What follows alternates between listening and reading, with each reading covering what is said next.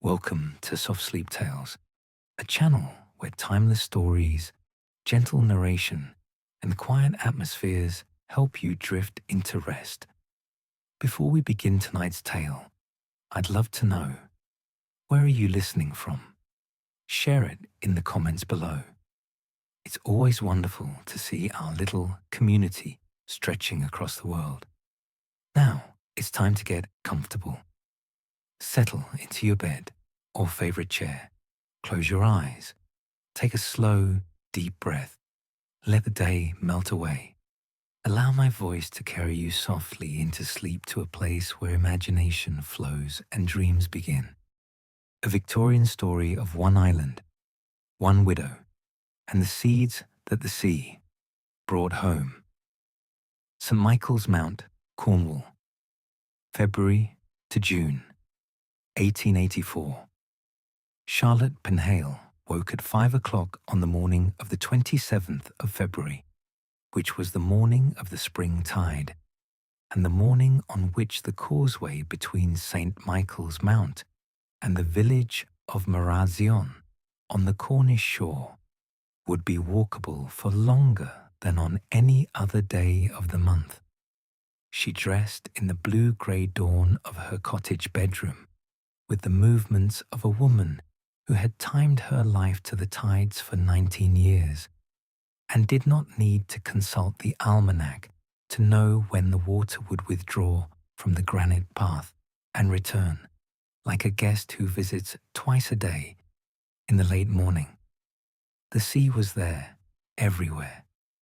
It was the first thing she heard on waking, and the last thing she heard at night. The long, low respiration of the Atlantic on the rocks below the cottage, the lapping against the harbour wall, the occasional bright collision of a wave against the quay when the weather was heavy. She had learned, in her first year on the Mount, to sleep through it. She had learned, in her second year, to listen for its variations, which told her about the weather and the tide with more accuracy than any tide table. This morning, the sea was calm. The wind had dropped overnight, and the bay beyond the cottage window was a single sheet of pewter, lightening toward Penzance, where the first tint of dawn was preparing to appear. She put on her coat, took up her basket, took up her walking stick, and opened the cottage door. The Mount was silent at this hour. The village below, 28 cottages, a harbour, a chapel, had not begun its day. The castle at the summit stood above her in the blue-grey dawn, the St Aubyn family's private residence since the 15th century, asleep behind its granite walls. She was the only person walking. She walked down the east path toward the causeway. The tide was exactly where her reckoning had placed it, gone far enough that the causeway stones were fully exposed, the seaweed laid down on them in dark strips. The sea itself retreated to a point beyond Chapel Rock. It was a 20-minute walk across to Marazion on a normal day. Today, she had 2 hours before the water returned. She did not intend to walk to Marazion. She intended to walk the high tide line, which was the strip of sand and shingle above the causeway where the sea left its gifts. This was what the morning was for. She had been walking the high tide line after the spring tides since the 3rd spring of her widowhood, which had also been the first spring in which she had been able to walk the garden without weeping. The walk had begun as a distraction, something to do with the legs and the eyes in the early morning when sleep had abandoned her and the day had not yet begun.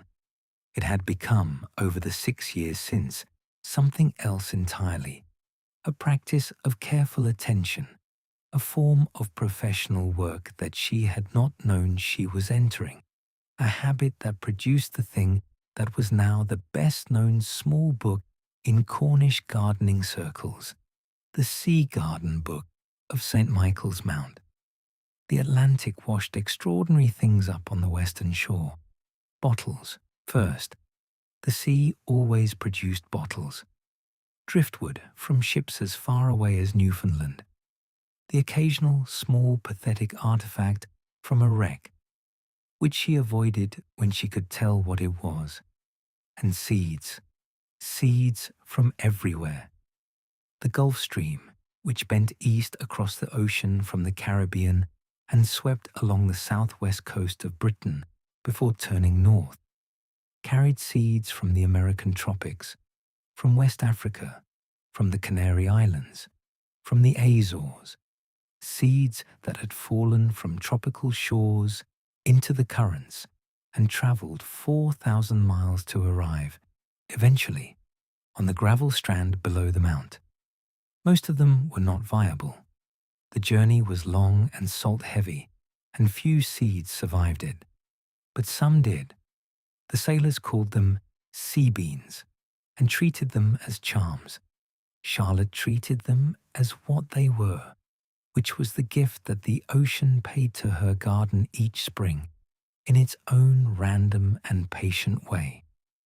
She walked down the west shore now, in the February first light, with her head down and her eyes on the gravel. The tide was fully out.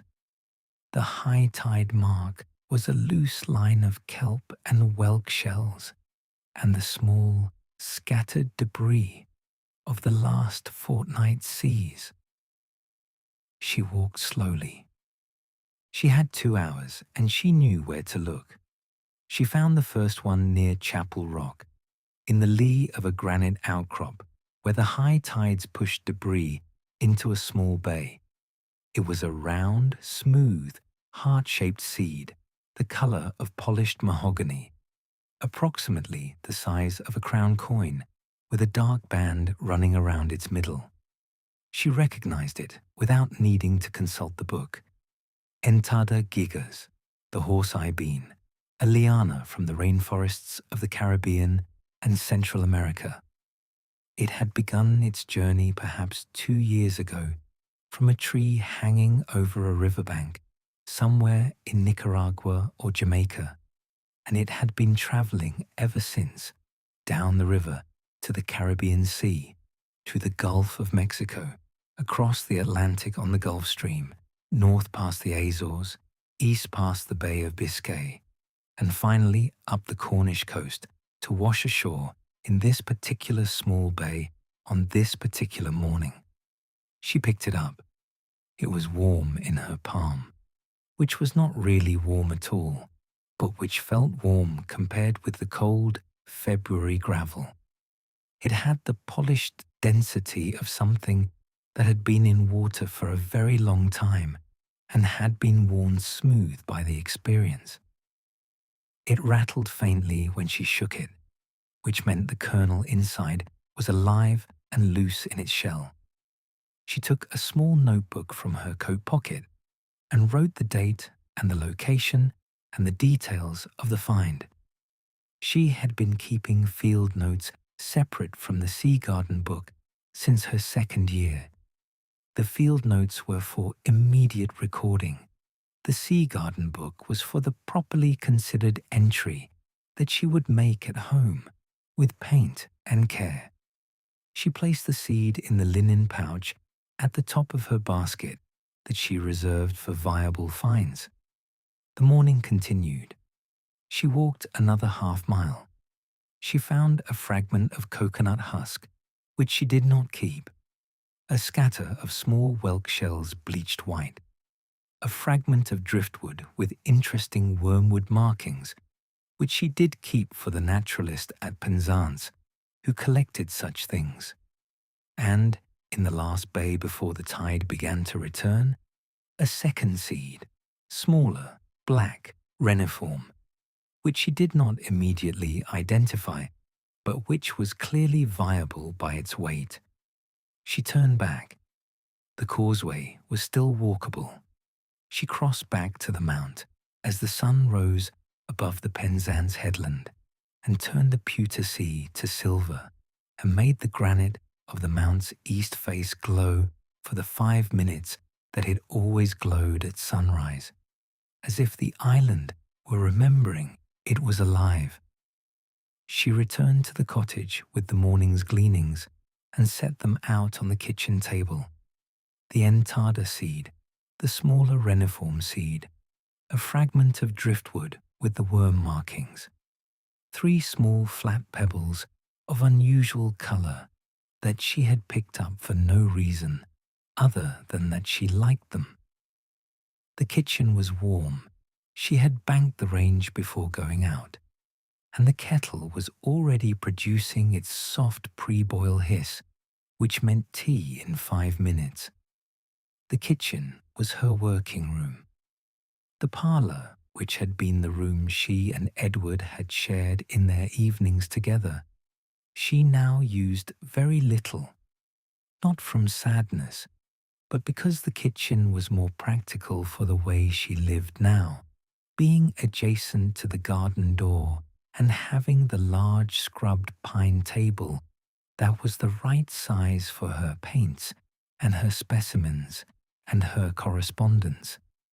The kitchen table had her drawing board propped against the wall, her watercolour box at one end, her sketchbook at the other, and in the middle, the working space where the current day's finds were laid out and examined. She made her tea. She took off her coat. She sat down at the table and pulled the Sea Garden book towards her. She opened it to the first blank page of the 1884 entries, which was halfway through the current volume.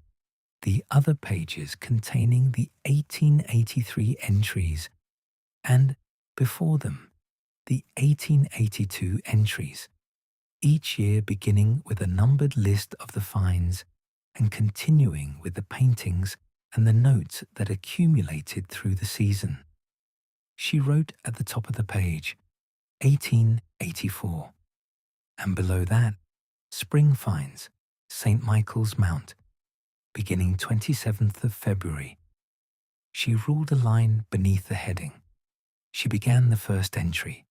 The chart hung on the kitchen wall, between the window and the dresser, in the position it had hung since the week after Edward's death in 1878.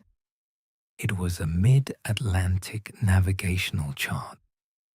The North Atlantic Gulf Stream, with its tracks and soundings, printed by the Admiralty in 1872 and given to Edward by his cousin, the master of the Lazarus, when Edward had first made his Cape run.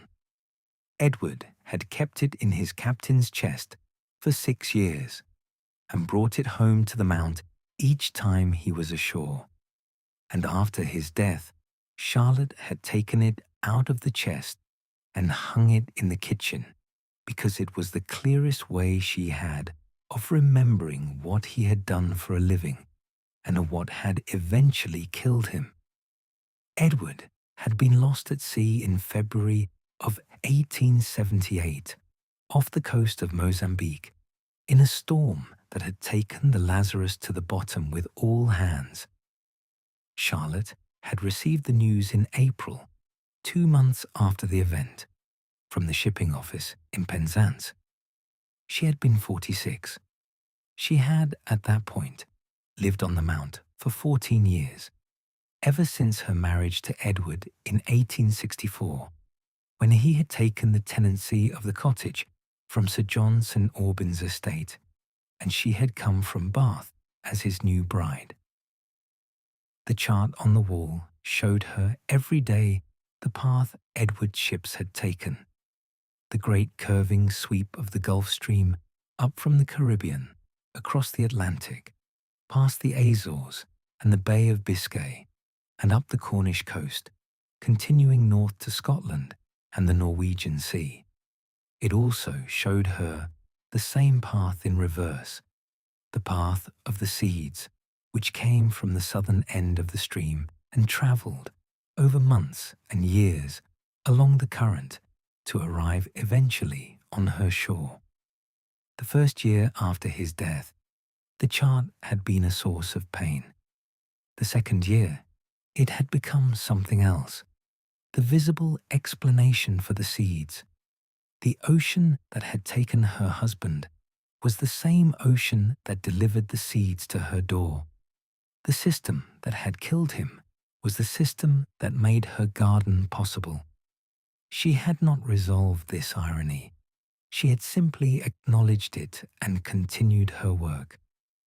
The watercolor of the entada seed took her the whole morning, which was approximately how long the first watercolor of each year took her, because the first one always required her to remember how to do it. This was not literally true. She had been painting botanical watercolors since she was 17 and could handle the brushes with an efficiency that was entirely automatic. But the first one of each year required the re-establishment of the particular relationship between hand and paint that the winter's reduced practice had allowed to slacken. By the third or fourth specimen of the spring, she would be painting at her best. The first one was always the exercise. She began with the pencil underdrawing, the seed in the center of the page, at life size, with its heart shape carefully measured and its proportions true. Beside it, in smaller pencil notes, she drew the seed in section, the way it would look if cut in half along its long axis, showing the dense kernel within its polished coat. The sectional drawing was speculative. She had not cut the seed and would not, because she intended to plant it. But she could draw what the section would look like from her knowledge of the species, and the comparison of the whole seed and the imagined section would be useful to anyone using the book. Then the watercolor. She mixed the color, burnt umber with a little sepia, a touch of Venetian red for the warmth in the mahogany. She tested the mix on the margin of the page. She adjusted it slightly. She began to lay the first wash across the seed's upper surface, working wet on wet at the center and wet on dry at the edges, building the depth of the polished brown in 3 successive layers. The dark band around the middle of the seed was the last detail she added. It was painted in almost pure sepia, with a fine brush, following the seed's equator with the precision that was the signature of the best plate in the book each year. She added the small highlight on the seed's upper curve, the point where the light from the window caught the polished surface, with a single, tiny fleck of opaque white. She let it dry. She wrote beneath the painting, Entada gigas, sea bean, found 27th February, West Shore, planted 28th of February, South Terrace. She would know in 6 weeks whether it would germinate. She sat at the kitchen window in the late afternoon of the 27th, her tea beside her and the sea garden book closed on the table, and looked out across Mounts Bay. The tide had come in again. The causeway was under water. The mount was an island once more. The bay was a single expanse of silver-grey water under a pale February sky, with the low Cornish hills visible beyond the far shore and the small fishing boats of Penzance and Newlyn moving slowly across it in the pattern she had watched for 19 years. From this window, she could see almost everything that mattered in her present life. The garden below the window, running down the south terrace in its sequence of stone-walled beds.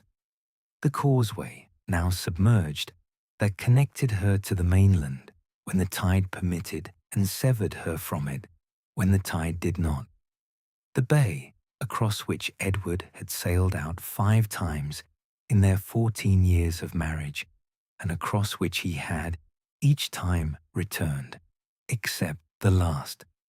the Penzance headland, where his ship had been last seen leaving the Cornish coast for Africa. And above all of this, the sky, the pale, particular sky of a Cornwall in late February, which held the promise of spring without quite producing it yet.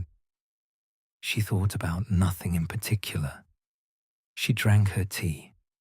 She watched the water. The pilchard boats were moving toward Newlyn in the evening's fading light. A gull flew past the window at eye level, its wing almost touching the glass, indifferent to her, as the gulls of the Mount had been indifferent to her for 19 years. She thought, eventually, another spring. 12 seasons of the Sea Garden book. She was 52 years old, and this was her work now. Edward had had his ocean. She had hers. He had crossed it. She received what it gave her. The arrangement had taken her 6 years to understand. She understood it. On the following morning, the 28th of February, she planted the entada gigas on the south terrace, at the position she had marked out in the autumn for exactly this purpose.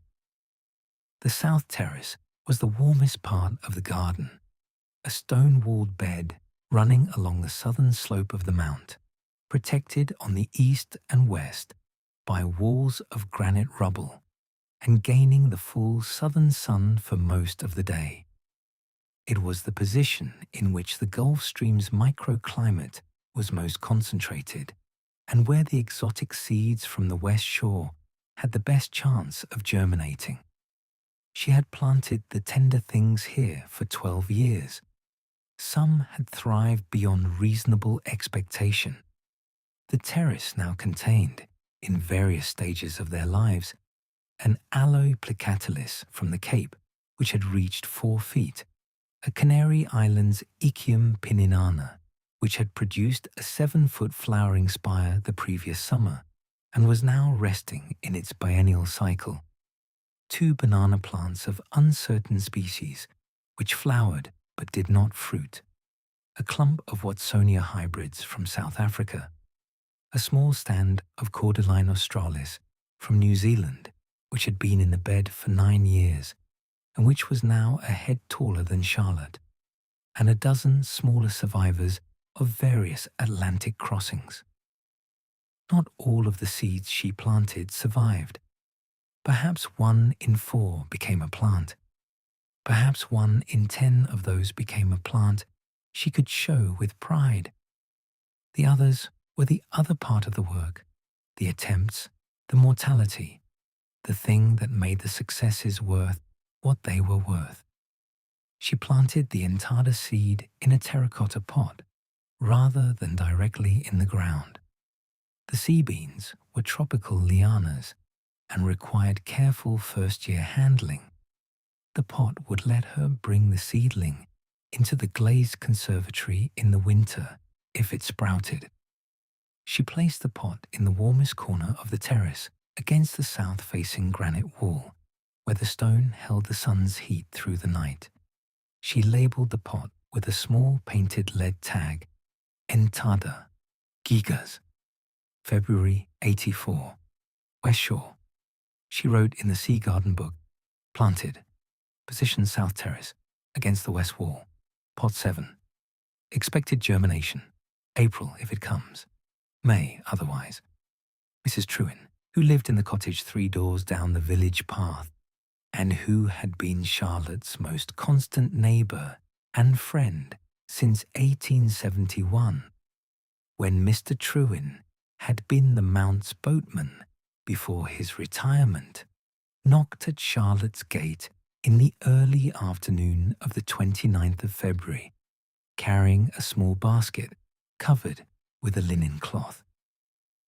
"I thought you'd be at the book today," Mrs. Trewin said when Charlotte came out to the gate, after yesterday.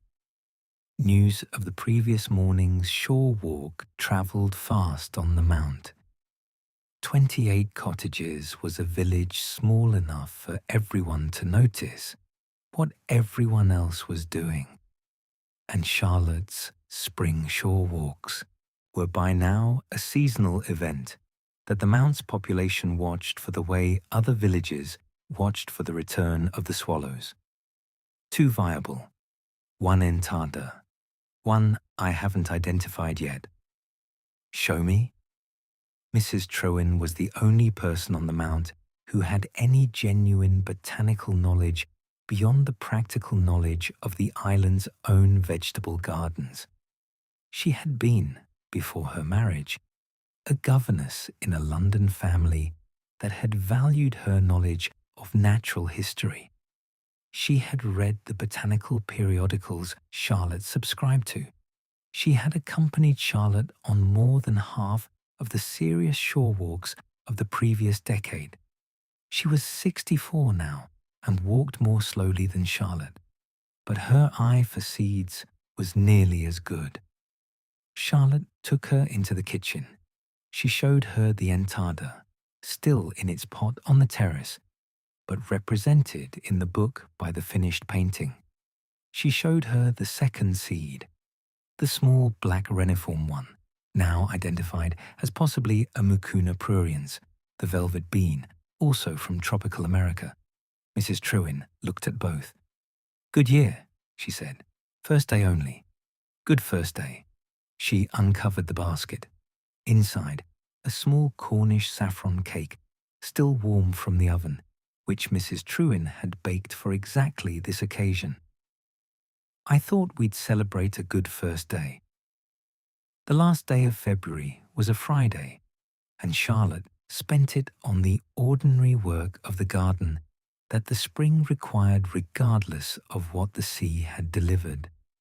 The pruning of the roses in the terrace below the cottage, the clearing of the winter's accumulated dead stems from the beds, the cutting back of the Echium's previous year's flower spike, which had finished and now needed to be removed so that the plant's energy could go into the next cycle. The gardening work was what occupied the majority of her days in any given week.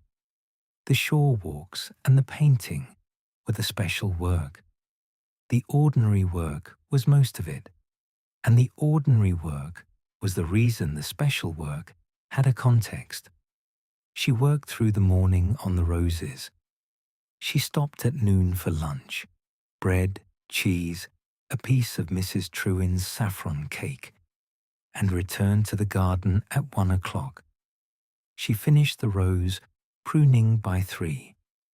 She spent the last hour of the working day on the Echium, which needed careful attention because the seeds of the previous year's flowering were still held in the dead flower head and had to be collected before the head was cut and composted. The seeds of Echium pininana fell from the dry flower head in a shower of small brown irregular shapes when she tapped it over a linen sheet.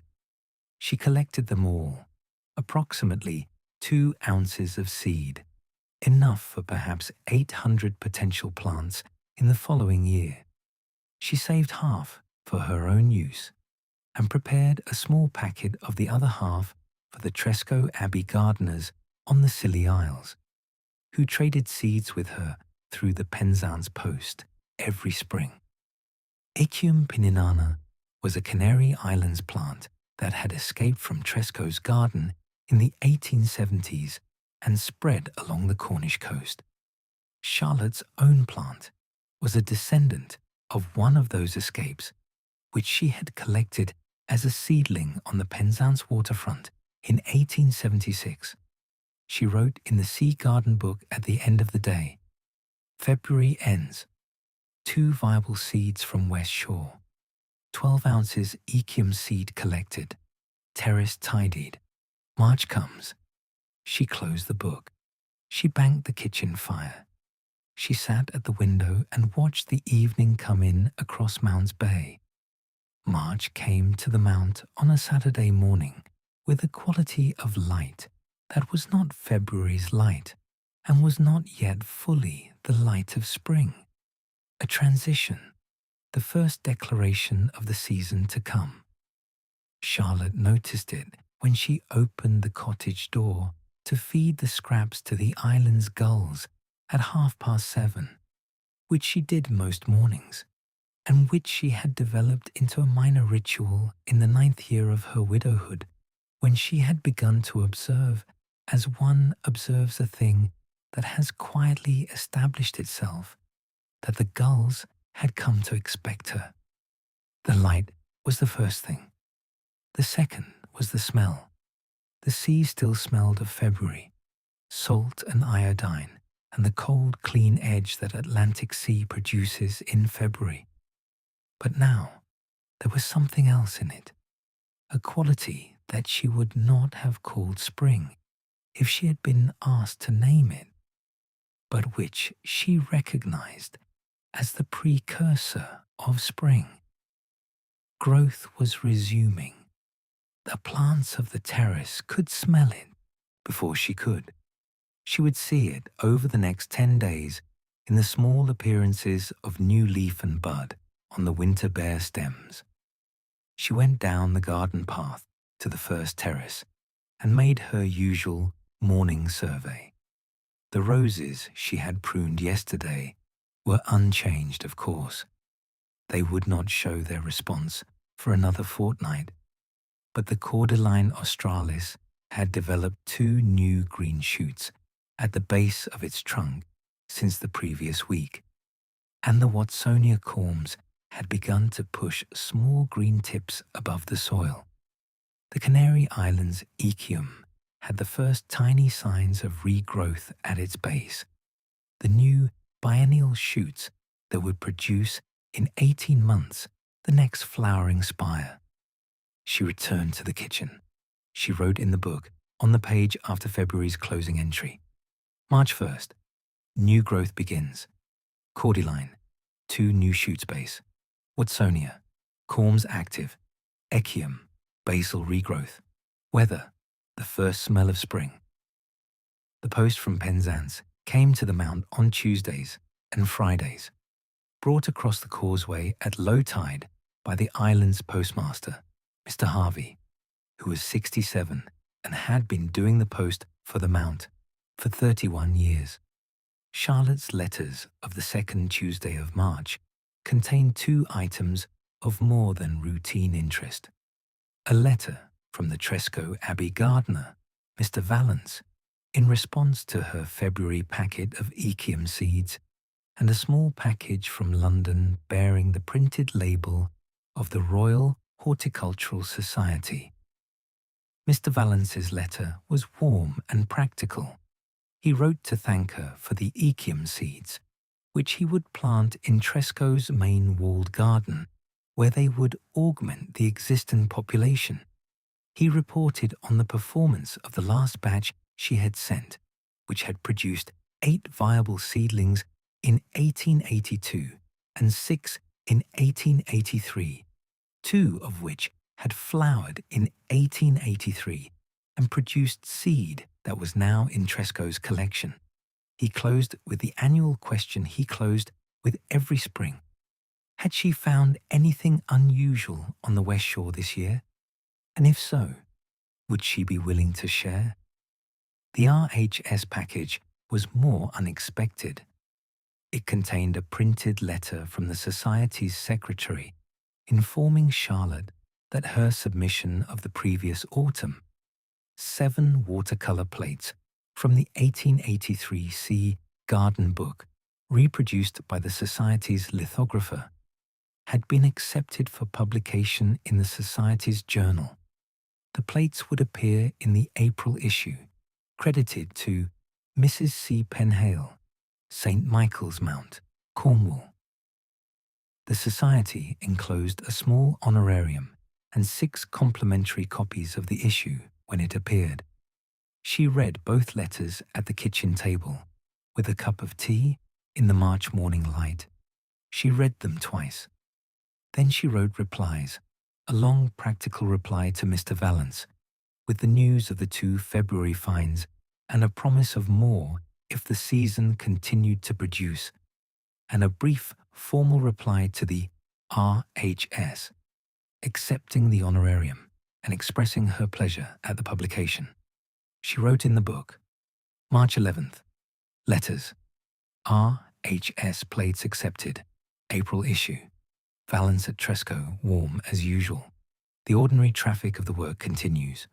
The second spring tide of the season fell on the 12th of March, and Charlotte walked the west shore at dawn as she had walked it at the end of February, with the same basket and the same notebook and the same careful attention. The weather had been varied in the intervening fortnight, 2 days of strong westerlies, 4 days of calm, a heavy rain on the 8th, and she expected the shoreline to have produced new debris accordingly. She found more this time. The Atlantic in March tended to be more generous than the Atlantic in February. The winter storms had stirred the current deeply, and the gifts that had been held back arrived in a cluster as the sea settled.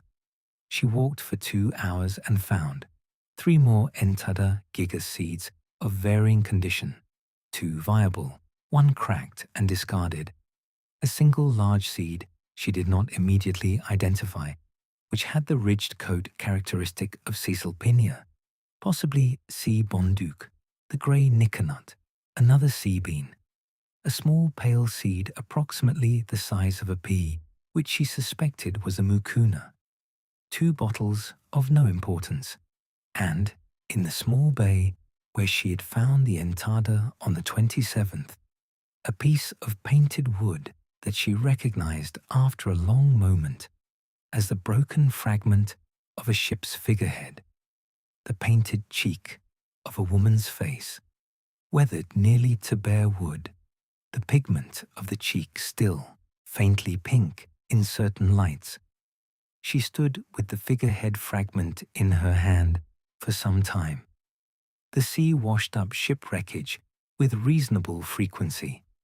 The Scillies and the Cornish coast were one of the world's great ship graveyards, and the fragments arrived on her shore from year to year without announcing their origins.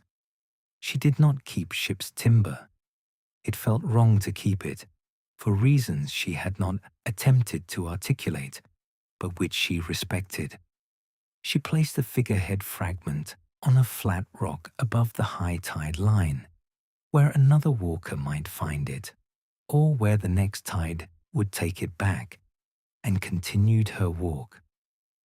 Edward's ship had lost its figurehead in the storm that took it down. The account in the Penzance newspaper had mentioned this detail. The wood she had just found was not from his ship. She would know from the paint color and the style, and she did with certainty. But the presence of any fragment of wreckage was always, for a moment, the question.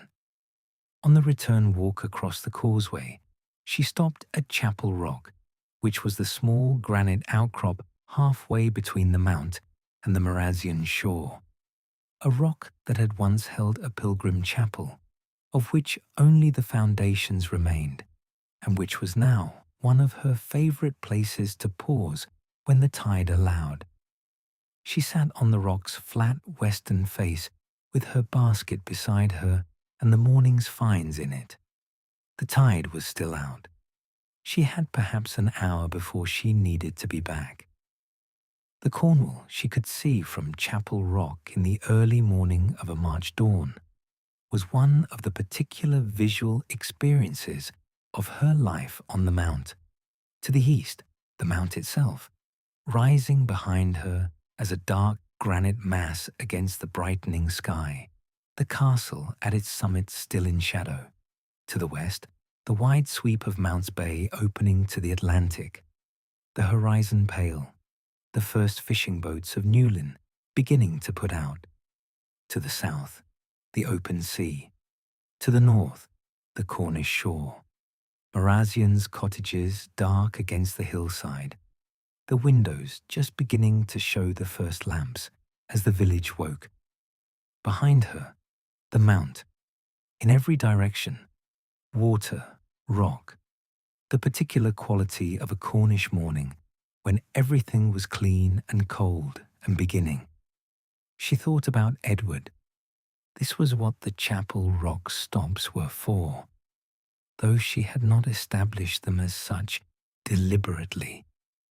They had become, over the 6 years of her widowhood, the place where she allowed herself the particular quality of thinking about her husband that the shore walks produced.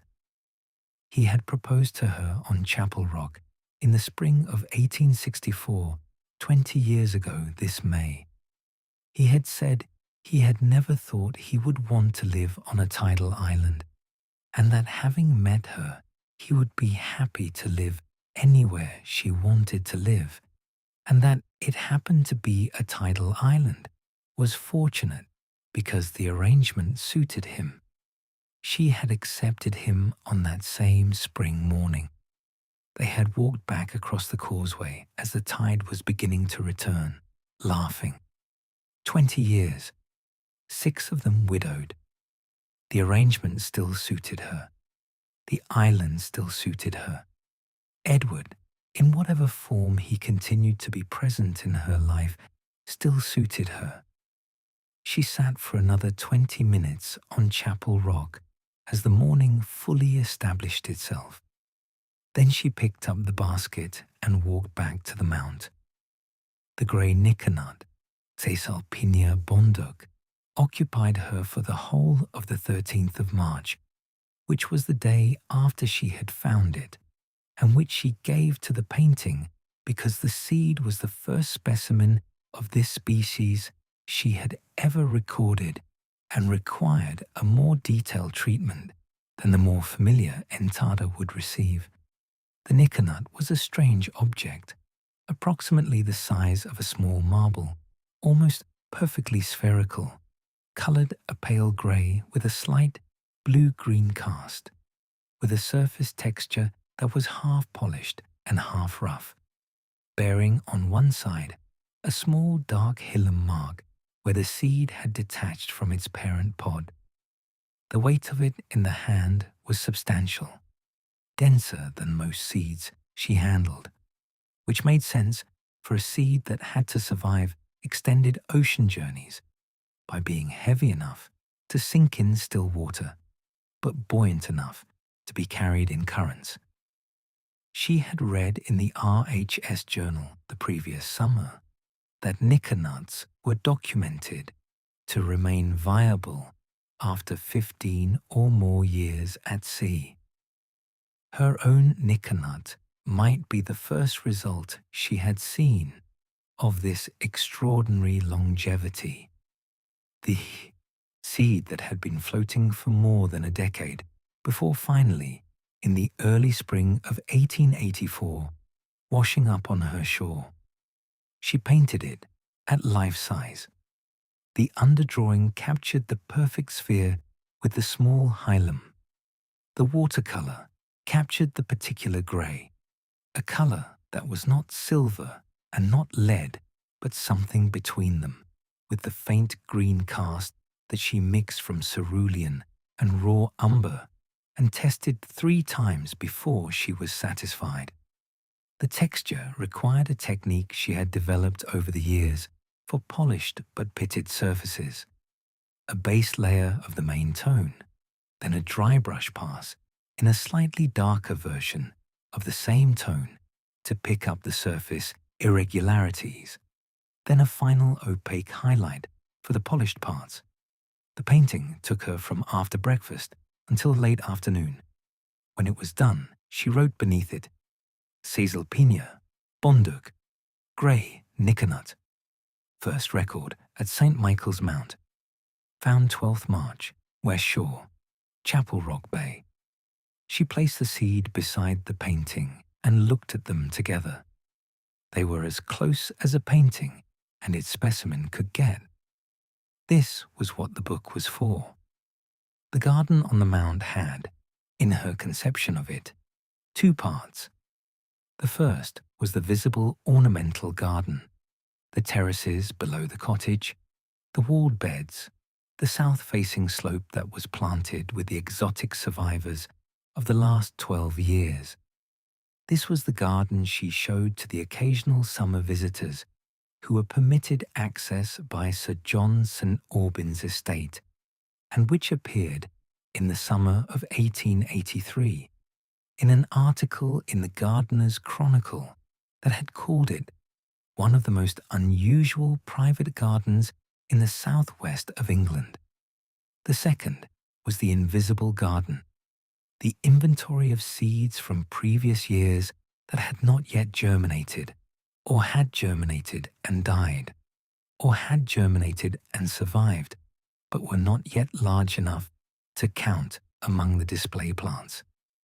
This invisible garden was kept in a series of terracotta pots in the small glazed conservatory attached to the cottage's southern wall. 36 pots at the current count, each with a painted label, each containing a seed or a seedling, or the soil that had once held a seed that had not grown. Charlotte considered the invisible garden to be the more important of the two. The visible garden was what had grown. The invisible garden was what might grow. The visible garden was the product of the last 12 years. The invisible garden was the project of the next 12. A cordyline australis that was now 9 feet tall had spent its first 2 years in the conservatory as an invisible seedling and could easily have been one of the many that did not survive into adulthood. Its presence in the visible garden was the result of luck and attention and the particular accommodating microclimate of the Mount. Its absence would have been equally plausible. She spent the afternoon of the 14th of March in the conservatory, checking each of the 36 pots for signs of life. 6 showed early spring activity, green tips emerging from the soil, seedlings she had planted the previous year and could now identify as having survived their first winter. 2 showed clear signs of death, the soil unchanged, the seed retrieved from beneath the surface and found to be rotted. 28 showed nothing yet, which was not alarming. The germination periods for different species varied wildly, and some of the tropical lianas would not germinate until May or even June. She wrote in the book, in the list section she kept for conservatory records, March 14th, conservatory census, 6 active, 2 failed, 28 pending. Good early spring performance. Jem Trengove was 11 years old and lived in the cottage next to Mrs. Truan's on the village path, and had been bringing Charlotte the morning milk from the Mount's 1 cow since he had been 9. He came at 7 o'clock every weekday morning with a small tin pail and a faintly embarrassed air, as if he were not certain he should be interrupting an adult woman's morning routine, although he had been doing so for 2 years now with Charlotte's full permission. On the morning of the 18th of March, Jem was carrying not only the milk, but also a small brown paper parcel wrapped with string, which he handed to Charlotte without comment. It was a book. She recognized the shape through the wrapping. Its weight was about right for a small octavo. She thanked him, paid him his 2p for the milk, and he went back up the path. She opened the parcel in the kitchen. It was a book, indeed, The Botany of the Isles of Scilly, by H. Lawrence, printed in Penzance, 270 pages with 72 illustrations, published 1883. A letter was tucked into the front cover from Mr. Vallance at Tresco. He had read the book recently and thought Charlotte would find it useful. He had sent his own second copy. She made her tea. She sat with the book and read the introduction, then turned to the species index. The Scillies were the archipelago of islands 28 miles southwest of Land's End, the westernmost territory of England, and they shared the Gulf Stream microclimate that made Charlotte's work on the Mount possible. Indeed, shared it to a greater degree, because the Scillies were farther from the mainland's cold and more fully exposed to the current's warmth. The Mount was a single small example of the phenomenon. The Scillies were the phenomenon's capital. She read for an hour. The book mentioned, in its chapter on introduced species, 3 plants that Charlotte had grown from sea bean seeds she had found on the Mount's shores in the previous decade. The book credited Tresco Abbey Gardens for having established the same species in cultivation, but did not mention Charlotte's work, because Charlotte's work was not widely known. She was pleased about this rather than otherwise. The book would help her identify finds. The absence of her name meant her work continued in its current form. The private record of one widow on one tidal island, useful to her and to her correspondence, and to the RERHS, and not yet a public undertaking. On the morning of the 20th of March, which was the spring equinox and a Thursday, Charlotte found in the conservatory a seedling she had not expected, a pair of pale green cotyledons pushing out of the soil of pot number 23, which was the pot containing the Entada gigas she had found on the west shore on the 27th of February and planted on the 28th. Germination at 3 weeks was very fast for an Entada. She had expected 6 to 8 weeks and had been prepared to accept that this particular seed might not germinate at all. The cotyledons were unmistakable.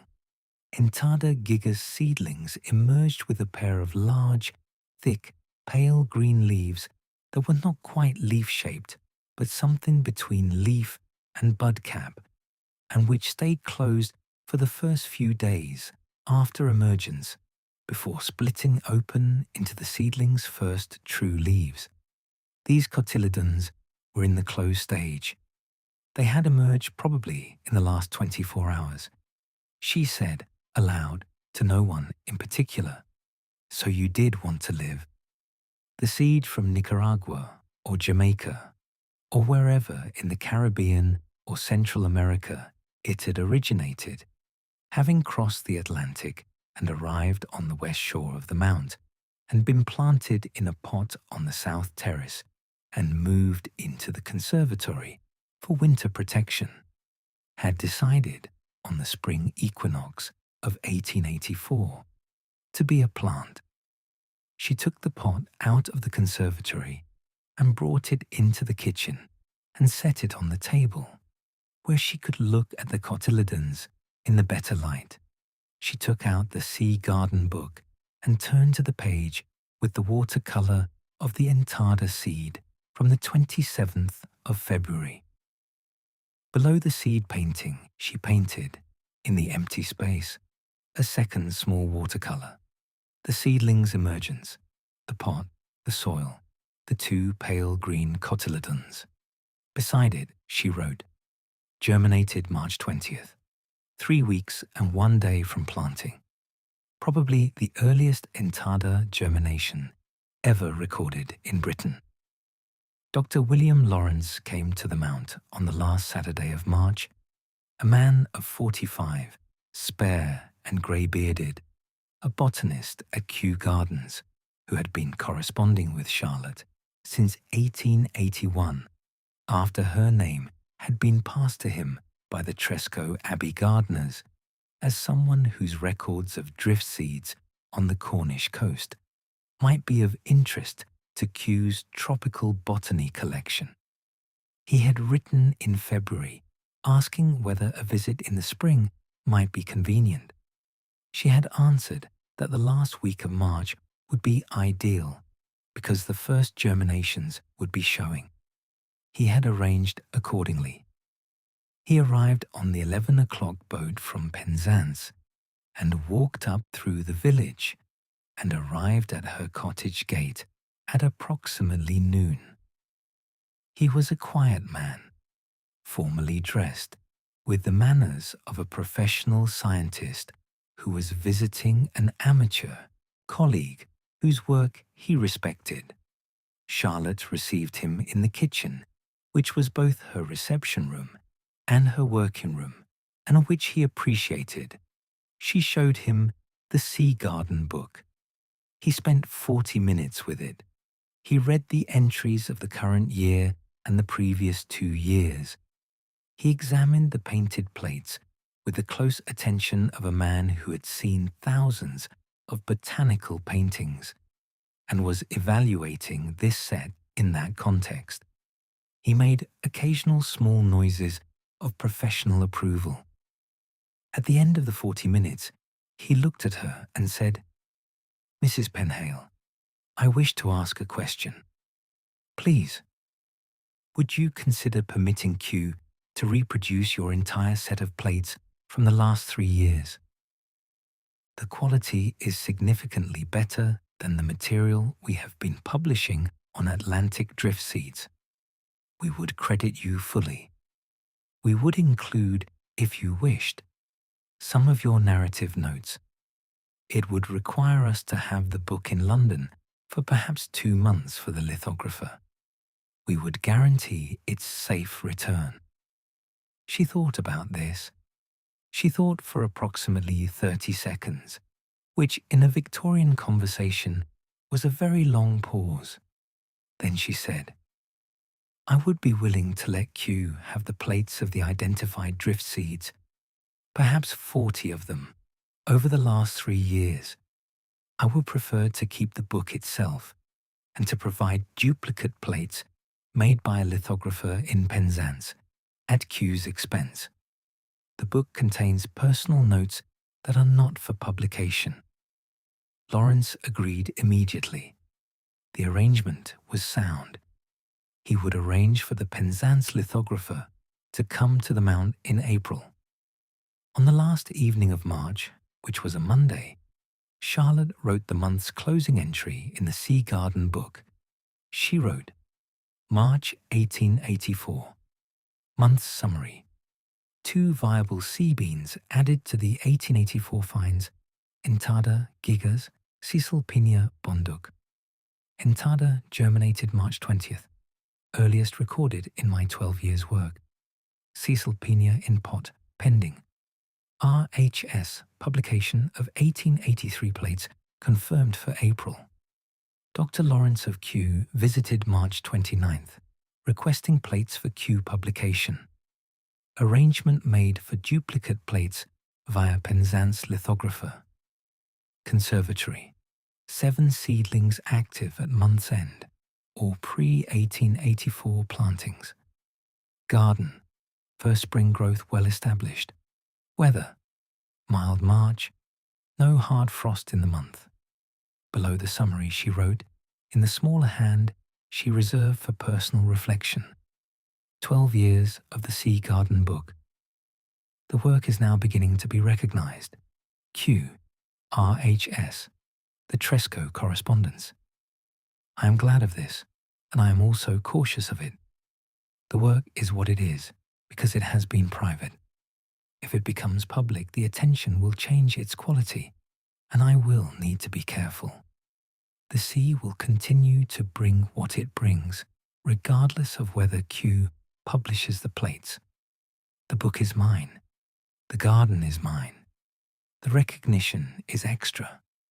She closed the book. She sat at the kitchen window. The March evening was settling across Mounts Bay. The tide was coming in. The causeway was nearly submerged. The Mount was becoming an island again. She could see the lights of Marazion coming on one by one across the water. She thought, April comes. The garden will open properly in April. The south terrace will begin to colour. The entada seedling will produce its first true leaves. The silly ferry will come in on its April schedule. Dr. Lawrence's lithographer will arrive. The shore walks of the March spring tide are done. The April ones are ahead. April arrived as it always arrived on the Cornish coast, earlier than anywhere else in Britain, more dramatic in its colouring, and with a specific quality of green and gold that was not the green and gold of any other English April, because the Cornwall spring mixed the colours with more blue, being as close to the sea as it was. The south terrace of Charlotte's garden began to show its first real colour on the 3rd of April, which was a Thursday. The first to flower was always the Watsonia. This year was no exception. The corms that had been pushing green tips above the soil in March had developed through the weeks into tall, slender spikes of the pink-orange trumpet flowers that the South African Watsonia produced each April, a full month before the same species flowered in the warmest gardens of London. By the 4th, Charlotte had a dozen Watsonia spikes in full flower on the south terrace, their colour bright against the pale granite walls behind them. The second to flower would be the aloe plicatilis, which was just showing its pale flower bud at the centre of its fanned grey-green leaves. The third would be the young Echium seedlings that had been planted out the previous autumn and that were preparing their first-year rosettes, not flowering yet, but showing the silvery grey foliage that was the characteristic young leaf of the species. The visible garden was beginning to perform its April colour as it had performed it every April Charlotte had lived on the Mount. She painted the Watsonia on the 5th of April, not in the Sea Garden book, which she reserved for drift seed records, but in a separate, smaller sketchbook she kept for the garden's seasonal portrait. The Watsonia spikes on their stems, the pink-orange trumpets in detail, the grey of the old flower stalks from last year leaning behind the new ones, the garden's current state captured in a 3-hour session at the terrace wall. Mr. Bastin, the Penzance lithographer, came to the Mount on the 9th of April in response to Dr. Lawrence's arrangements. He was 42, compact, with the ink-stained fingers of a working craftsman and the careful eyes of a man whose profession required him to reproduce other people's work with absolute fidelity. He arrived at 11 o'clock with his portable apparatus, a small travelling kit of tracing paper and gelatinous rollers, and the fine-point pencils he used to transfer watercolour plates to lithographic stones. And he spent the rest of the day in Charlotte's kitchen, working from the Sea Garden book plates she had selected. Bastin's method was not to copy the plates directly. That would have required the book to leave the Mount, which Charlotte had stipulated it would not.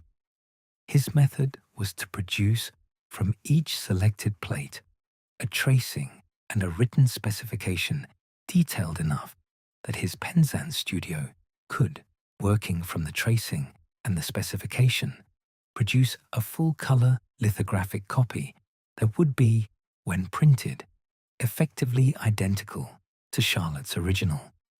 He had done this for the Royal Academy and for the Natural History Museum. He knew his work. Charlotte watched him work for the first hour and then, satisfied that he was doing what he said he would do, left him to it and then went to the garden.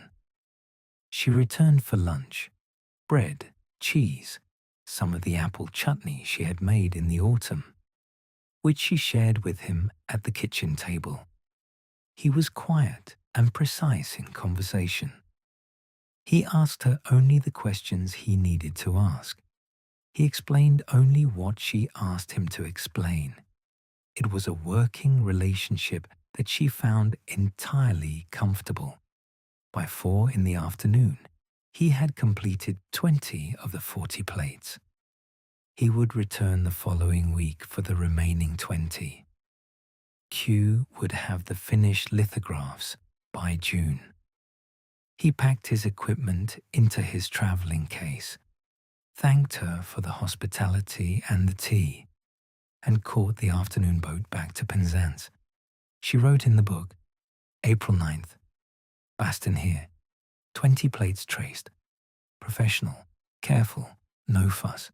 He will return next week. The April spring tide was on the 12th, and Charlotte walked the West Shore at dawn, as she had walked it in February and March, with her now familiar rhythm and her basket and her notebook. The April walk was different from the February and March walks in one important way. The water was warmer, not warm by any normal measure. The Atlantic in April off Cornwall was approximately 9 degrees Celsius, but warmer than February's 6 degrees, enough that the particular flotsam of winter had largely been washed to the beaches of Scotland and Scandinavia by the April westerlies, and the beaches of Cornwall were receiving the first of the spring tide's new material. She found 3 more entada seeds, all viable, a single large seed which she identified tentatively as Dioclea reflexa, the hamburger bean, a name she had always found faintly ridiculous, a cluster of small black seeds which were probably water lily family and of no particular interest, a tangle of sargassum weeds still containing small living crustaceans, which she took home for Mrs. Trewin's interest, and, in a protected corner of Chapel Rock Beach, a group of 7 pale violet sea snails, dead but with their shells intact, which she took because the colour was exceptional. The walk was productive but not remarkable. An ordinary, good April walk. She returned to the cottage before 8 o'clock, made her tea, and began the morning's work of sorting the finds into their categories: the viable seeds to the conservatory, the shells to the side table for the dried specimen display, the sargassum to a basin of salt water for Mrs. Trewin's later examination, the tangle of driftwood to the kindling box. She wrote in the book, April 12th, 6 viable items added to 1884 finds. Good productive walk. The season is now in its established pattern. The aloe plicatilis flowered on the 17th of April. Charlotte noticed it on her morning survey of the South Terrace. The pale flower bud that had been forming through early April had opened, producing a cluster of tubular, coral red flowers on a slender stem rising from the fan of grey-green leaves. It was a plant she had grown from seed in 1874, 10 years ago. This was its 4th flowering, each one a small celebration in the garden's year, because the aloe plicatilis was a South African plant that required exactly the warmth the Mount South Terrace provided, and that could not, to Charlotte's knowledge, be grown outdoors anywhere else in Britain. She painted it on the 18th. The aloe in flower was the South Terrace's most photogenic plant, and she had painted it at each previous flowering, but the paintings were separated by 3 or 4 years each, and she was never tired of returning to the subject. The fan of grey-green leaves required careful attention to colour, the precise muted blue-green with the white cast on the young leaves, and the slightly darker green on the older ones. The variation within the fan that gave it its characteristic appearance. The coral red flowers required a different palette, cadmium red with a touch of vermilion for the brightness, and a shadow of alizarin for the depth. The painting took 2 sessions, one in the morning, one in the late afternoon, with the light in each session correctly judged for the task. By evening, the watercolor was complete, and she had pasted it into the garden sketchbook with its date and its notes. She wrote beside the painting, Alloplicatilis, 4th flowering at the Mount, April 17th, 1884, South Terrace. The plant now has a 3rd branch and appears set for another decade of life at least. The coral of the flowers is the warmest colour in the garden this week. Sir John St Aubyn, the Mount's owner, the 4th Baron St Levan, who was 74 in 1884 and who lived in the castle above the village with his family, allowed Charlotte the use of the upper castle terrace on the southern side for her evening sits. The upper terrace was not a working garden. It was the private viewing terrace of the castle itself, with benches placed for the family's use. But Sir John, who had known Edward slightly, and who had met Charlotte several times over the years, had offered her the use of it in 1879 after she had asked if she might walk the path for the view. She used it occasionally on fine evenings, in the weeks when she felt her cottage garden had given her enough for the day, and she wanted a larger perspective. She went up on the evening of the 24th of April, which was a Thursday and a clear evening, with the aloes coral flowers still fresh in her memory, and the day's work on the entada seedlings' first true leaves just completed. She climbed the castle path slowly. The path was steep, and she was 52, and sat on the stone bench at the viewing point. From this bench, which was approximately 200 feet above sea level, the view was the largest she had access to on the Mount. The whole of Mount's Bay spread out below, from the Penzance headland on the west to the Prussia Cove on the east, with Marazion at the centre of the near shore and the distant Cornish hills beyond. The sea was calm. The evening light was the particular amber gold of a Cornish April sunset, the sky clear, the air still. From this height, she could see all 3 elements of her life simultaneously: the garden below her, the terraces green and coral red with the aloe and the Watsonia, the causeway to the east submerged now, the tide in, and the ocean to the south and west, vast, the thing that had taken Edward and that brought the seeds. She thought about all 3 of them at once. She thought about them as a single system. She was part of the system. She sat for an hour. The sun set behind the Penzance headland. The lights of Marazion came on, the Mount's own lights, the village windows, the lamp at the castle door appeared in the descending dusk. The evening cooled around her. She went back down the path to her cottage and banked her fire and drank her tea and went to bed. Jem Trengove, the 11-year-old who brought the morning milk, came to the cottage gate on the 26th of April with his tin pail in one hand and, in the other, a small object wrapped in a corner of his jacket, which he presented to Charlotte with the shy pride of a boy who believed he had found something that would matter. "I thought you should see this," he said. "I found it on the beach after school."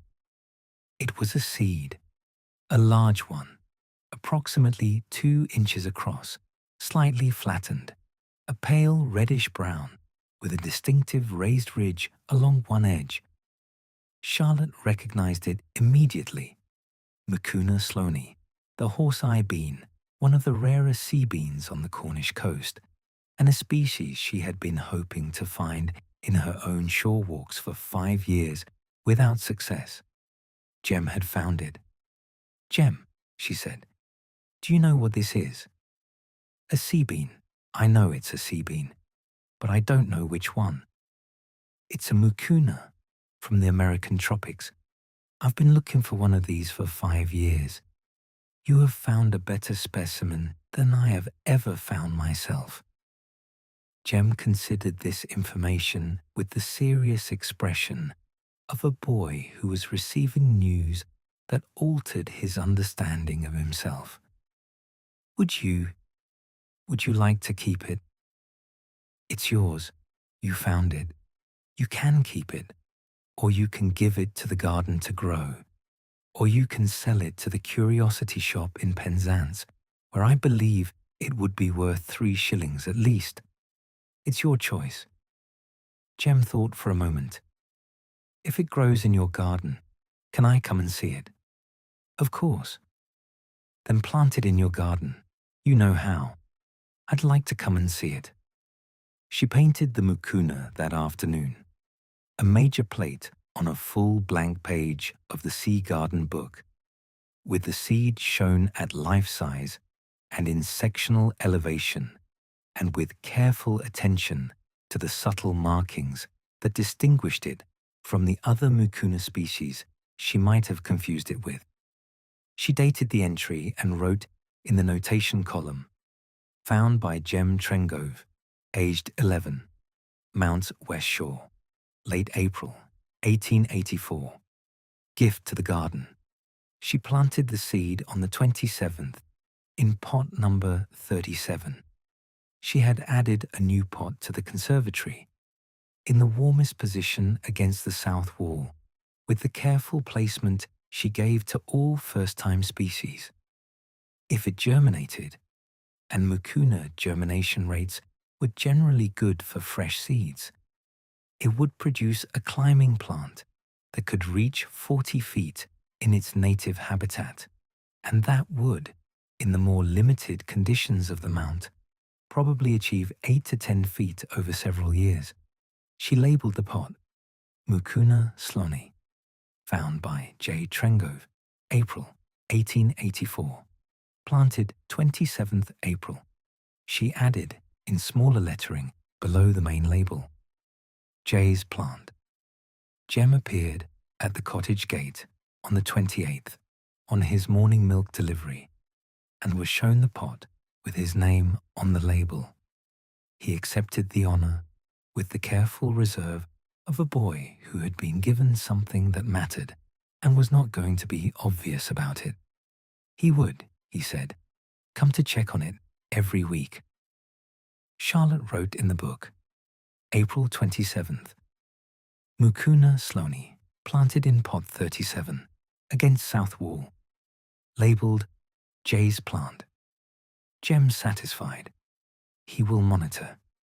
In the last week of April, Charlotte spent an evening writing letters to Bath, the city of her birth, where her sister Harriet still lived with her family, in the house that had been their parents' house on Bathwick Hill. Charlotte's April letters to Harriet were an annual exchange. She wrote about the spring in Cornwall. Harriet wrote about the spring in Bath, and the two letters together formed what they both referred to, in their own private language, as the April Report. She wrote in the quiet of the evening, with the kitchen lamp lit and the fire banked, describing the season's finds and the garden's colour and the visitors from Kew and the mucuna from the schoolboy. She described the view from the castle terrace. She described the three-part system she had understood from that vantage: garden, causeway, ocean. She described, in the honest way she and Harriet could write to each other, that the 6th year of widowhood was the year in which the grief had settled into its long form, present but not dominant, and that the work was now clearly the thing that had been given to her in place of the marriage she would have preferred to continue having. She did not write self-pitying things. She had never been a self-pitying woman. She wrote what was true.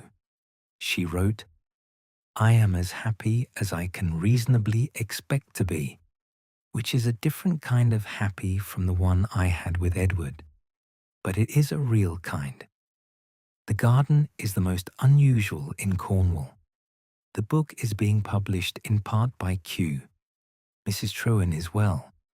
The boy who brings the milk has just given me a sea bean that I had been wanting for 5 years. If you want a summary of my April, it is that the season has been good and my life continues as it is. She sealed the letter. She set it for Mr. Harvey's Tuesday post. She went to bed. Mrs. Trewin's garden, 3 cottages up the village path, was smaller than Charlotte's. A single walled bed, perhaps 20 feet by 12, with a kitchen garden of vegetables and a herb strip and a small flower border along the back wall. But it was the other significant garden on the mount, and Charlotte visited it once a fortnight during the growing season to see what Mrs. Trewin was doing and to exchange seeds and cuttings. The 2 gardens were complementary. Charlotte's specialized in exotics and drift seeds, Mrs. Trewin's in the practical kitchen crops and the traditional Cornish flowers. On the afternoon of the 30th of April, Charlotte went to Mrs. Trewin's with a basket of cuttings, 3 Watsonia offsets, 2 rooted cordyline tip cuttings, a small rooted piece of the Aloe plicatillis that had broken off during the recent flowering, and a dozen young Ichium seedlings in small pots. She had brought these over the years, little by little, as Mrs. Trewin had indicated that she would like to try growing certain of Charlotte's species in her own garden. Mrs. Trewin received the cuttings with pleasure and planted them out that afternoon in the positions she had prepared for them. She had, over the 10 years of receiving cuttings from Charlotte, developed her own small exotic corner in the sunniest part of her garden, not as ambitious as Charlotte's, but authentic, with an Ichium of her own that had flowered the previous year, a small Aloe plicatillis from the earlier division, and a cordyline that was now 5 feet tall. "The Mount's second exotic garden," Charlotte said, surveying Mrs. Trewin's new planting at the end of the afternoon. "The smaller one," Mrs. Trewin agreed, "but still, 2 gardens now." "You're changing the island, Charlotte. 1 bean at a time." On the last day of April, Charlotte wrote the month's summary in the Sea Garden book. She wrote, April 1884. Summary. Shore walks 1. April 12th, 6 viable finds. Significant new specimen, Mucuna sloani, found by Jem Trengove on his own account. A better specimen than any I have found myself, and a species I had been seeking for 5 years. Germinations in conservatory. Hintada gigas, March find. First true leaves, April 15th. Total active seedlings at month end, 8. Garden first flowerings. Watsonia, April 4th. Aloe plicatillis, April 17th. Visitors, Dr. Lawrence of Kew, March 29th. Mr. Bastin, the lithographer, April 9th and 16th for plate copying. Mrs. Trewin's exotic corner, augmented April 30th. R.H.S. plates, now in press for May issue. Below the summary she wrote, "The garden is in its full April form. The book is being copied for Q. The boy has joined the work in his way. Harriet has been written to. The 12th year of the Sea Garden book is approximately at its midpoint. May ahead." She closed the book. She went to the window. The April evening was the particular transparent blue that a clear Cornish April produced. The sea still, the far shore of Marazion, catching the last of the sun. The tide was going out, The causeway stones were starting to show above the water. By 9 o'clock, it would be walkable again, though she did not intend to walk across tonight. She stood at the window for a long time. She thought about Edward. She had not thought about him directly in several days, and the thought came back tonight with the calm particularity that his memory produced at this stage of her widowhood. He had liked the April light on the bay. He had said once that the Cornish April was the thing that had made him glad to come back each spring, as he had come back through 5 spring crossings in the 14 years of their marriage. The April he had not come back to was 1878, when the ship had gone down in February, and she had learned of it in April. She did not cry. She had not cried about Edward in approximately 3 years. The crying had stopped sometime in the 5th year, replaced by this steadier, cleaner, more useful form of the remembering. She simply stood at the window with the April light on the bay and thought about him for a few minutes, and then she moved on with the evening, which was a thing she had earned the ability to do and which she was grateful for.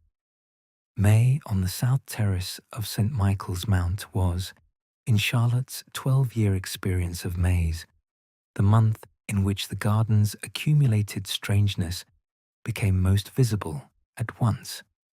The winter dormant plants had resumed their growth, the spring flowering plants had produced their first colour, and the tall herbaceous specimens of the terrace, the echium, the cordyline, the banana, had begun the rapid May growth that would carry them to their summer peaks.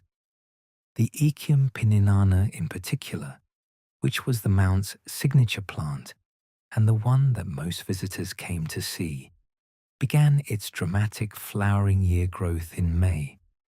Her largest Echium, the plant she had grown from a seed collected on the Penzance waterfront in 1876, and which had been producing biennial flowering spires at the Mount since 1880, was now in its 8th year of life, and had produced, in the course of early May, the flower bud that would develop over the next 6 weeks into the plant's 3rd flowering spire. The spire would reach, by her estimate from the rate of current growth, approximately 11 feet, taller than any of her previous year's spires, which had varied from 7 to 10 feet. The plant seemed to be reaching a peak. Echium pininana was the viral plant of the Cornish coast, the extraordinary biennial spire of small blue flowers that rose on a single stem up to 12 feet high, one of the tallest herbaceous plants grown in Britain, and which had been escaping from Tresco Abbey Gardens since the late 1860s and establishing itself on the Cornish coast by self-seeding. Charlotte's plant was one of these escaped descendants. It was, in a sense, a colonist of her garden, no more deliberately introduced than the entada that washed up on her shore. She painted the Echium on the 5th of May, in its pre-spire stage, the rosette of silver-grey lance-shaped leaves at the base and the central flower bud emerging from the crown. The painting was a preparation for the full spire portrait she would produce in June, when the spire was in full bloom. The early May sketch captured the plant's promising form before the transformation began. The April issue of the Royal Horticultural Society Journal arrived at the Mount on the 6th of May, 2 weeks behind its official publication date. The Penzance booksellers were not rapid at delivering out-of-town journals. Mr. Harvey brought the parcel across the causeway on the Morning Post. It contained the 6 complimentary copies Charlotte had been promised, each wrapped in tissue. She opened one copy at the kitchen table.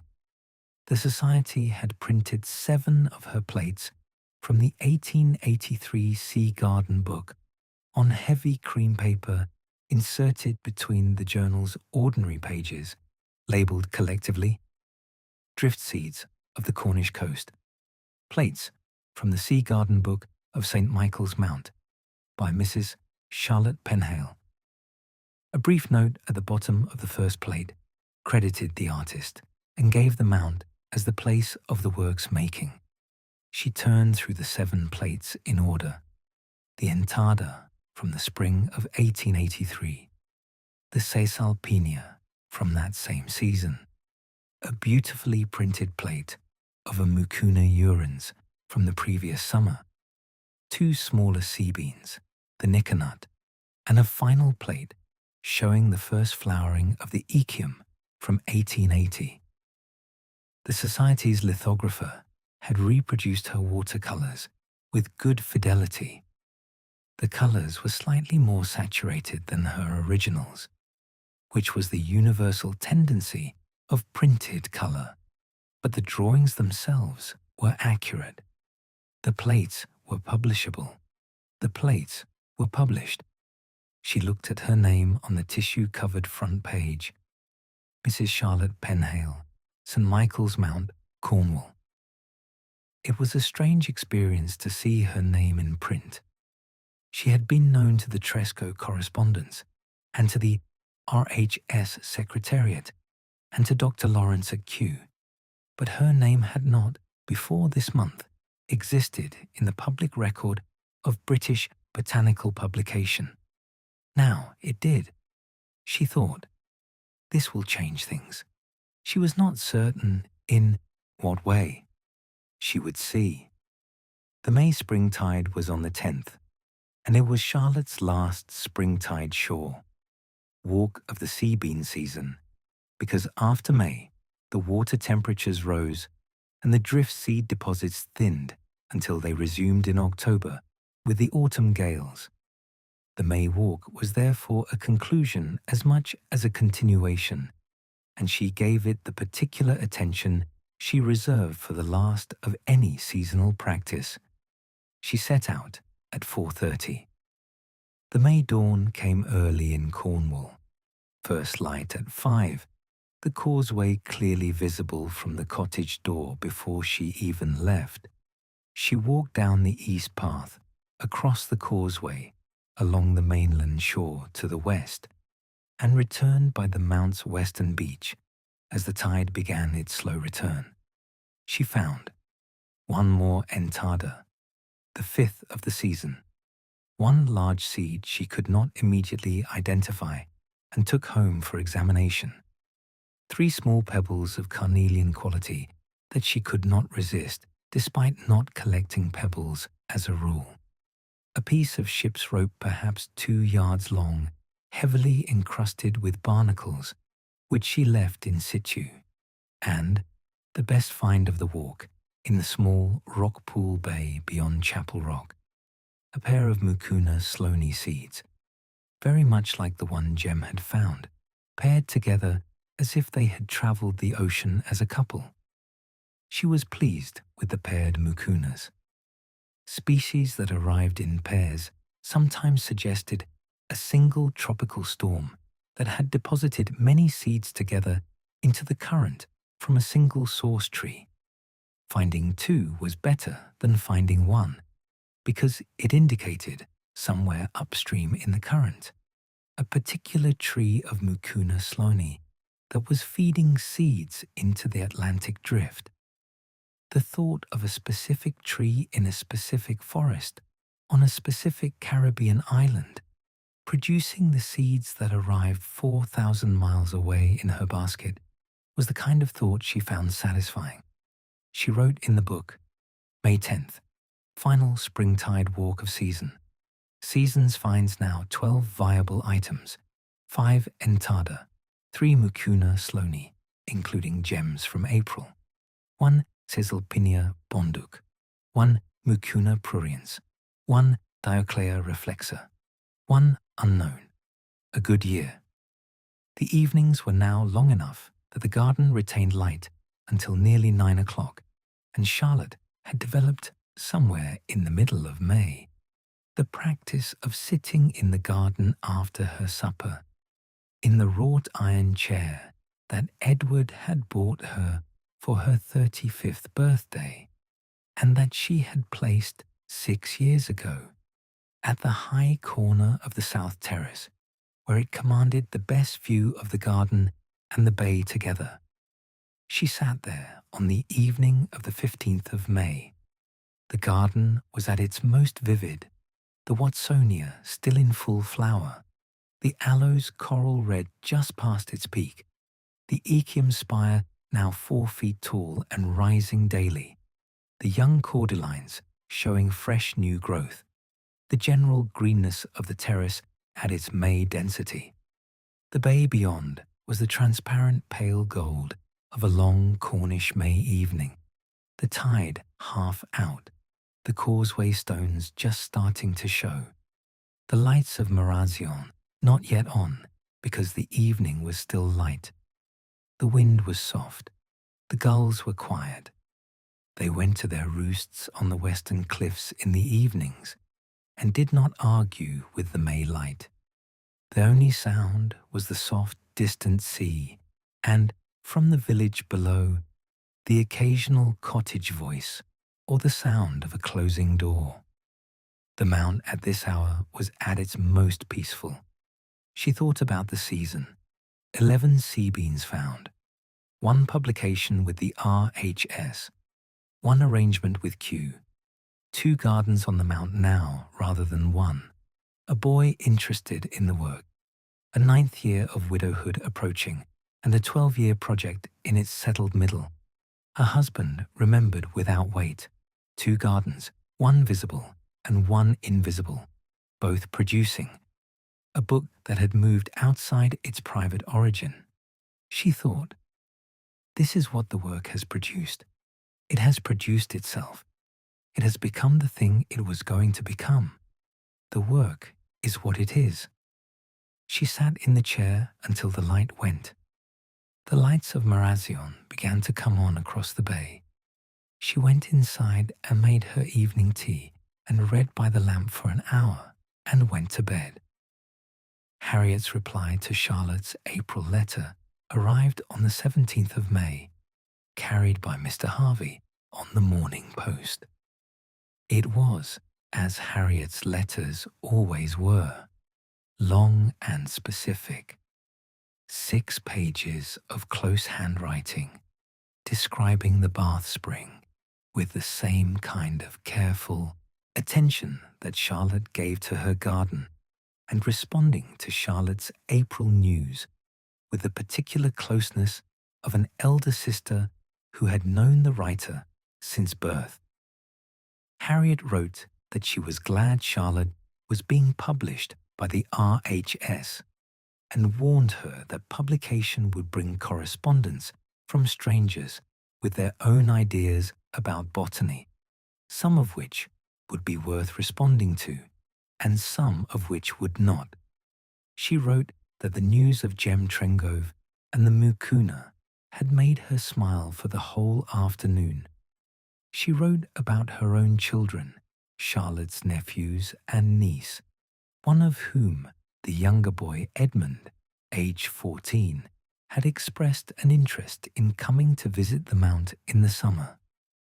Charlotte wrote a reply that evening, inviting Edmund for 2 weeks in July.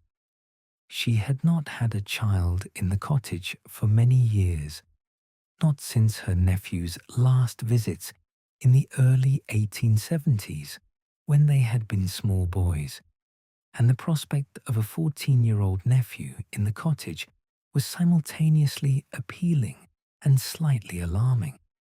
She was not accustomed to children's sustained company, but Edmund was reportedly a serious and quiet boy, and she thought they would manage. She wrote in the Sea Garden book, May 17th, Harriet's letter, Edmund to visit in July. Planning required. The nephew will be 14 and interested in the garden, apparently. The Entada giga seedling, the first and so far best developed of the 1884 germinations, produced its first true leaves on the 19th of May, which was approximately the schedule she had predicted when she had written the original entry in February. The true leaves were small, compound, pale green, with the distinctive bipinnate structure of the mimosoid lianas, 2 pairs of small leaflets on each of 4 leaflets, on each of 2 main divisions of the leaf, the characteristic form of the plant that would, in its native forest, eventually climb 100 feet into the canopy. In Cornwall, the plant would do no such thing. If it survived, it would reach perhaps 10 feet in the conservatory over 3 to 5 years, trained along the glass walls, producing the small yellow-white flowers of its species, probably never, because the summer temperatures of Cornwall were not high enough to trigger the liana's flowering response. What Charlotte would have was a seedling, a sapling, an adult liana, a living example of the tropical plant in a temperate greenhouse, and a descendant of the seed that had traveled 4,000 miles from the Caribbean to arrive in her basket. She painted the true leaves on the 20th, a small addition to the existing Entada entry in the Sea Garden book, inserted as a second painting below the seed, and cotyledon paintings from February and March. The page now showed the plant's first 4 months of life, the ocean-voyaged seed, the first cotyledons, the first true leaves.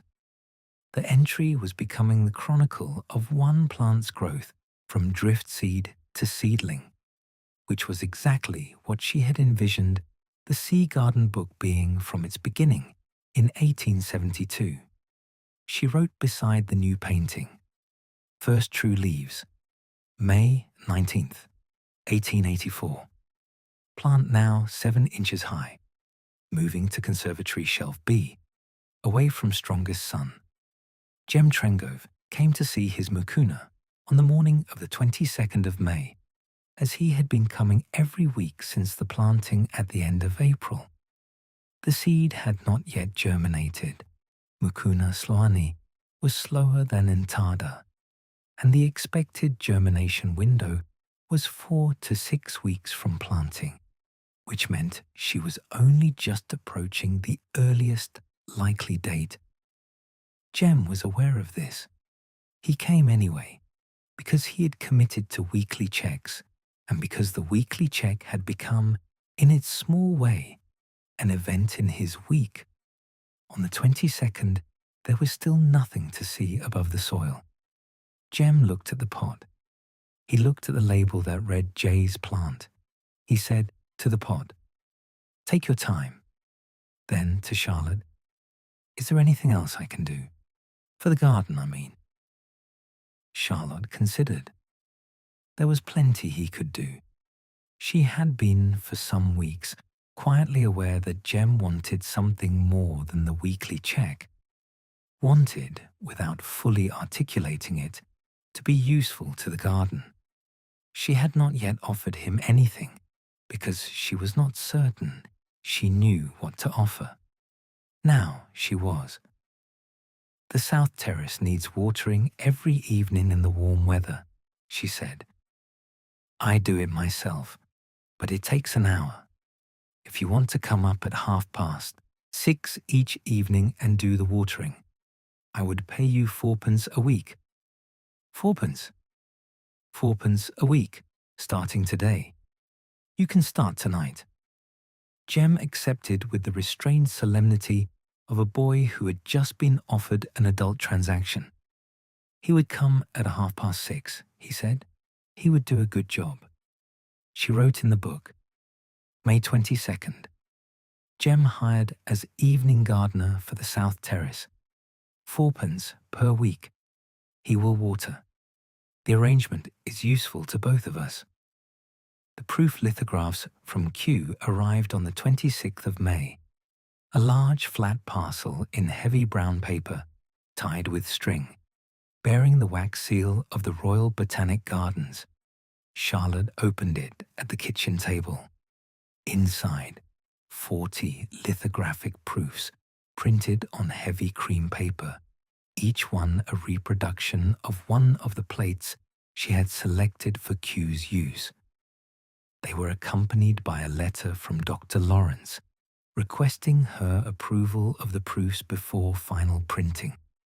She spent the afternoon comparing each proof with the original in the Sea Garden book, making small notes where adjustments might improve the match. The printing was good. Bastin had done his work precisely, and the Kew printers had executed the transfers faithfully. But colour in reproduction was never identical to colour in watercolour, and she identified a dozen specific adjustments: slightly more saturation on the Entada's mahogany, slightly less on the Echium's blue, a correction of the sectional drawing on plate 17, where the shading had been reproduced too darkly. She wrote the list of corrections on a separate sheet, keyed to the plate numbers. She wrote a letter to Dr. Lawrence explaining the corrections, which she closed with the statement, "Otherwise, I am satisfied. The plates will do." The Kew publication was now close to its final form. It would appear, Dr. Lawrence had indicated, in the autumn as a bound folio titled Atlantic Drift Seeds of the Cornish Coast. Plates from the Sea Garden book of Mrs. Charlotte Pinhale, St Michael's Mount. The folio would be distributed to Kew's botanical correspondents worldwide. A small print run, perhaps 200 copies, but distributed to the gardens and institutions where the information would be most useful. Her name would be on the cover of the folio in full. She thought about this. She accepted it. Jem's mucuna germinated on the 31st of May, which was a Saturday, and the date on which Jem had predicted, with the optimism of a boy who was growing attached to a plant. It might happen. Charlotte noticed it during her morning conservatory survey. The pale green hooked shape of the emerging hypocotyle pushing up out of pot 37's soil. The first sign of the sea bean's transformation from dormant seed to active plant. She did not immediately tell Jem. She waited until his evening watering round. Jem arrived at 6:30, as he had arrived every evening since the 22nd. He went first to pot 37, as he had gone every evening, for his weekly check that was now a nightly check. Charlotte was watching from the conservatory doorway, and she saw the moment he saw it. The boy's body stopped, his head bent lower. His small hand went to the pot's rim. Then he looked up. His face was entirely transformed from any face she had seen him make before. "Mrs. Pinhale." "Yes, it's growing." "It is." He stayed by the pot for 10 minutes, looking at it, not touching it, in the position of a boy who was receiving the confirmation that something he had cared about was real and alive and worth the caring. Charlotte watched him from the doorway. She let him have the 10 minutes undisturbed, because he deserved them. She wrote in the Sea Garden book that evening, May 31st, Mucuna Sloaney germinated, pot 37, J's plant. J, present, for the discovery. The boy's face was the best thing I have seen this spring.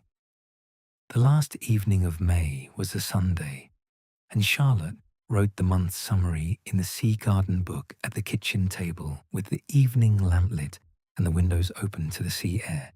She wrote, May 1884, summary, shore walks, 1, May 10th, season's final. Viable finds, paired Mucuna Sloaney, 1 more entada, 1 Keselpinia bonduk. Season total, 11 viable items. Germinations, Mucuna sloni. May 31st, Jay's plant. Publications, RHS plates. Published April issue, received May 6th. Q lithograph proofs received May 26th, correction sent. Garden, Echium spire at 8 feet and rising.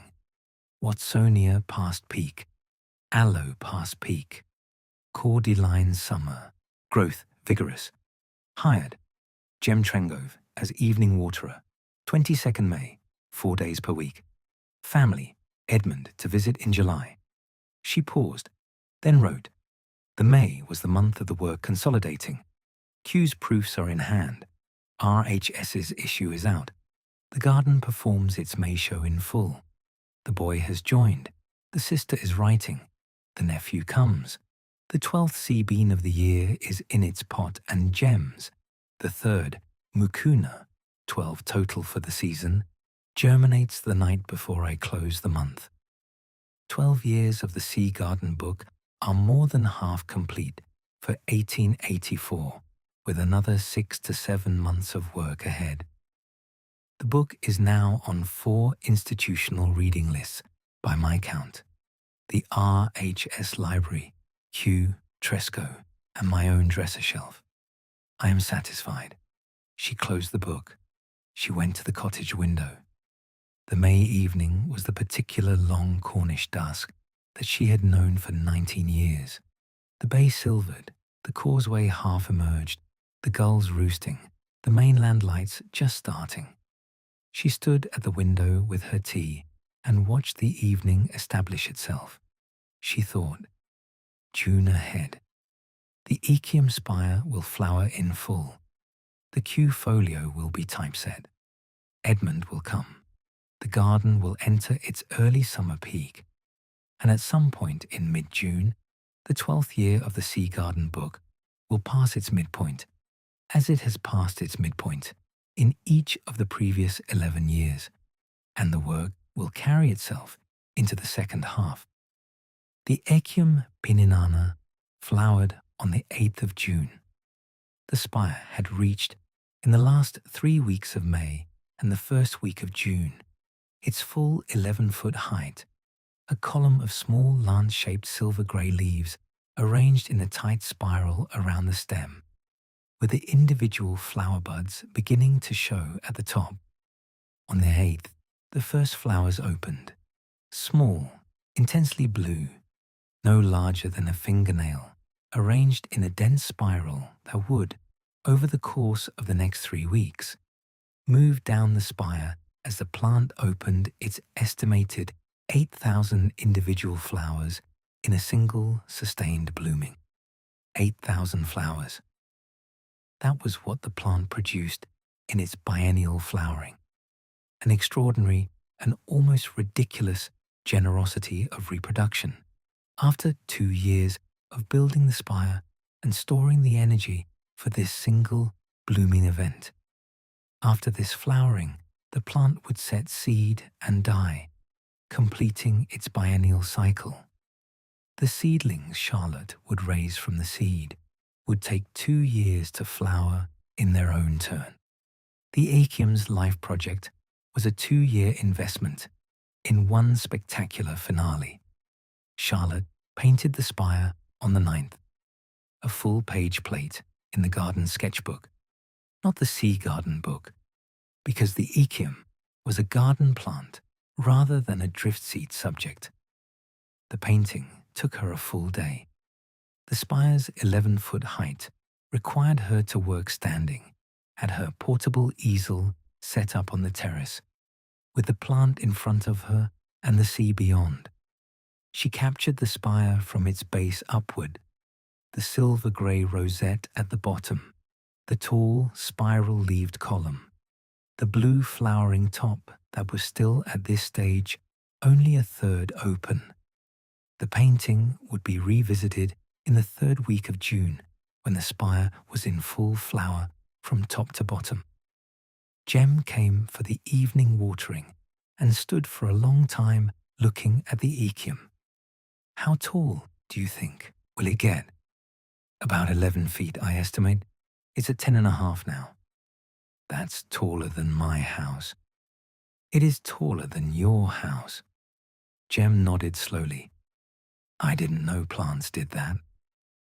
Sir John St Aubyn, 4th Baron St Leven, walked down from the castle on the morning of the 12th of June to see the Echium.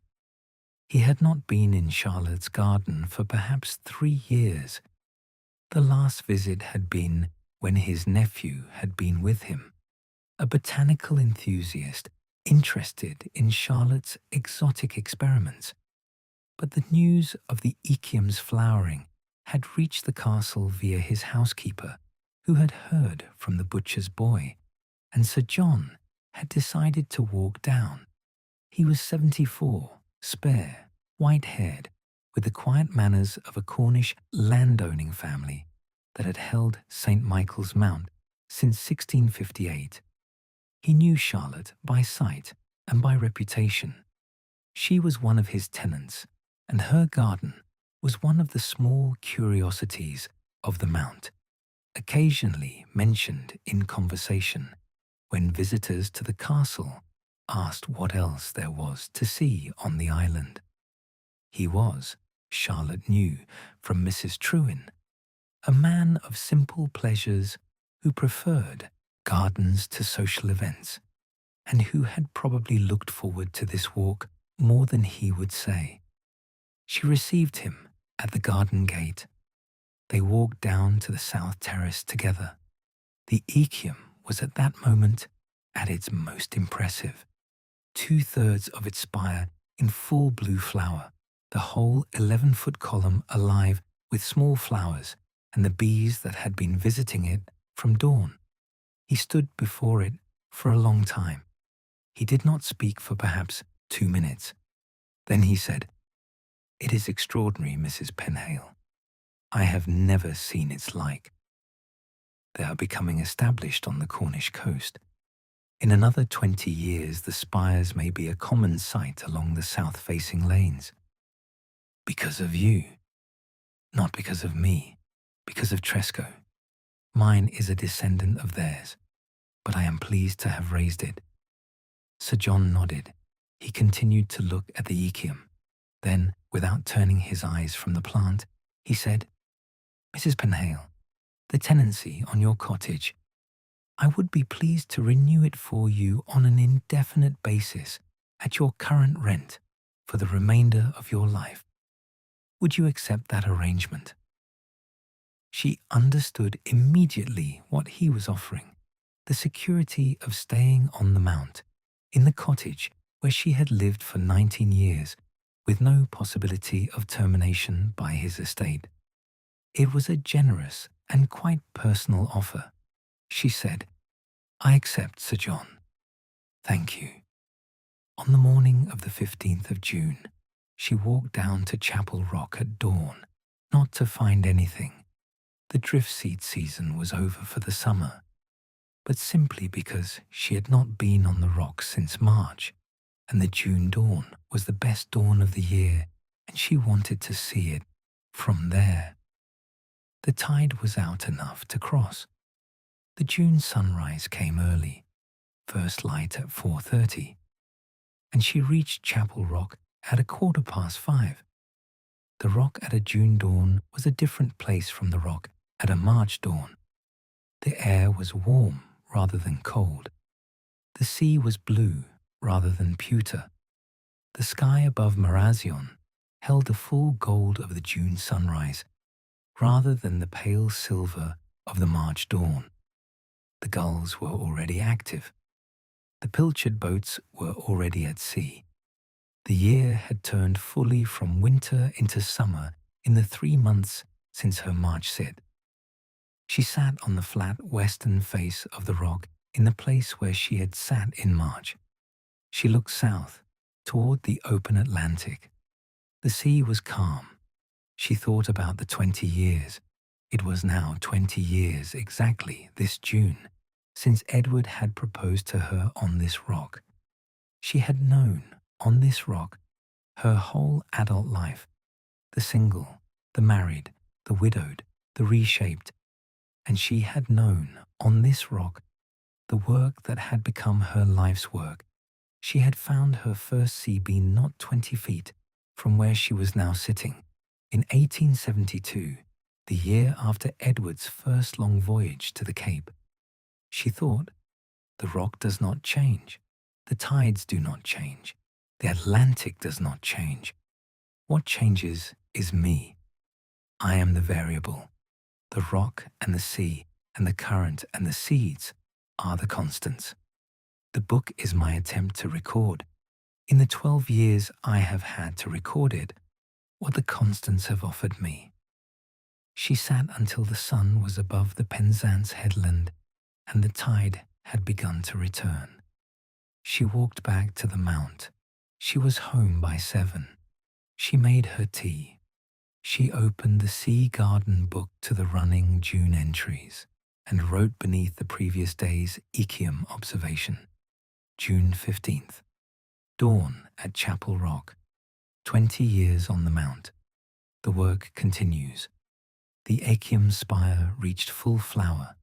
All 8,000 flowers open simultaneously. On the 20th of June, which was a Friday, Charlotte had been expecting it for 2 days.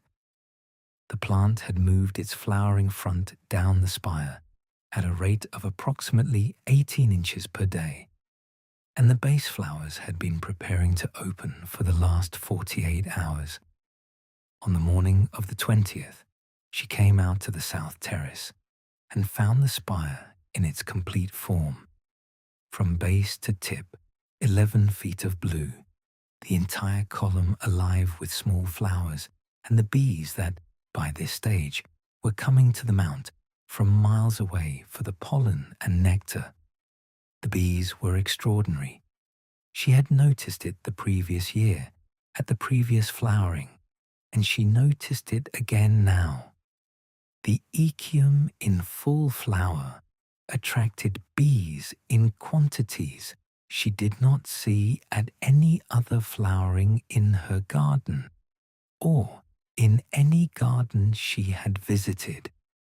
There were, by her estimate, 2,000 to 3,000 bees on the spire at any given moment during the mid-morning, moving between the flowers with the constant activity of a hive in full honey flow. The sound of the spire was a low, continuous hum that could be heard from the cottage door 20 feet away. She painted the spire in full flower on the 21st.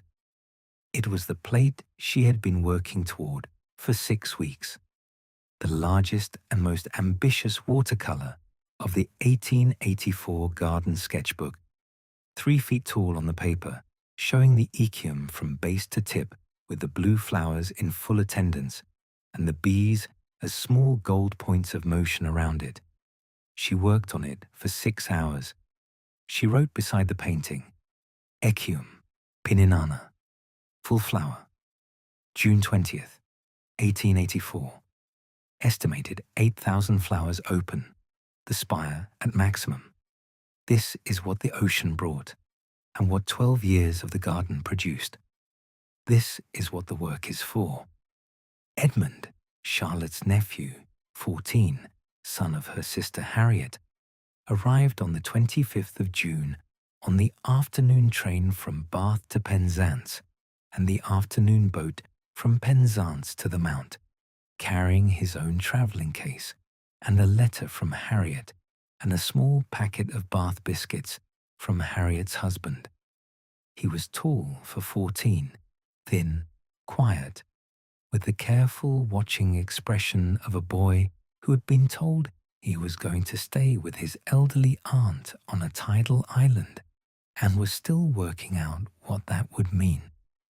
Charlotte met him at the quay. She had set aside her working afternoon for his arrival and was wearing a cleaner version of her usual working dress. They walked up through the village to the cottage. Edmund looked at the garden as they passed. He said, "Is that the Echium in Mother's letter?"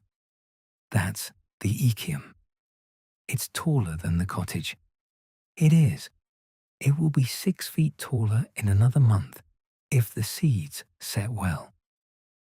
In the cottage, she showed him his room, the small guest room that had been the study, which she had converted for the visit with a cot and a wash basin and a lamp. And then she showed him the kitchen and the garden and the conservatory. Edmund was quiet throughout. He looked at everything with the attentive seriousness that his mother had described. At the sea garden book, which she showed him last, he stopped for the longest time. He turned perhaps 20 pages before he spoke. "Aunt Charlotte," he said, "may I copy some of these for my own notebook?" "Yes, you can copy any of them. We'll set up a drawing board in the kitchen." She realized, as she said this, that she was going to enjoy the next 2 weeks more than she had been expecting to. Edmund met Jem Trengove on the evening of the 26th, when Jem came for the evening watering. The two boys were 3 years apart, Edmund 14, Jem 11. But the class gap between them was considerably larger, Edmund being the son of a Bath solicitor and Jem being the son of a Mount cottager. Charlotte had wondered, in the day between Edmund's arrival and Jem's first visit, how the meeting would go. She had worried a little. The worry was unnecessary. Edmund and Jem took to each other within 10 minutes. The basis of their connection was entirely the garden. Jem knew the plants better than Edmund ever would. Edmund knew about painting them better than Jem did, and the two boys found an immediate division of interest that let each of them be the expert in something and each of them be the learner in something else. They became, within the first evening, working colleagues. Edmund helped with the watering. Jem showed him the mucuna, now an 8-inch seedling with its first compound leaves, and explained it was his plant. Edmund understood the concept of a plant belonging to a person who had found it and was moved by it. He asked if he could adopt one of the other pots, and Jem, after a moment of deliberation, agreed that he could, as long as the plant was not one of the mucuna, which was Jem's, and as long as Edmund agreed to come back to the Mount in subsequent years to check on it. Edmund agreed. He chose a pot containing a small Dioclea reflexa seedling that had germinated 3 weeks earlier. Charlotte labelled the pot, Ease Plant, Dioclea reflexa, planted April 1884, adopted June 26, 1884 by Edmund on his visit. By the end of the first week of his visit, Edmund was coming to the evening watering with Jem automatically, the two boys walking up the path together from Mrs. Trewin's cottage where Jem lived. Charlotte, from her cottage window, would see them come, do the watering together, sit on the terrace wall afterward to talk, and go back down together, Edmund walking Jem home on his way back to the cottage.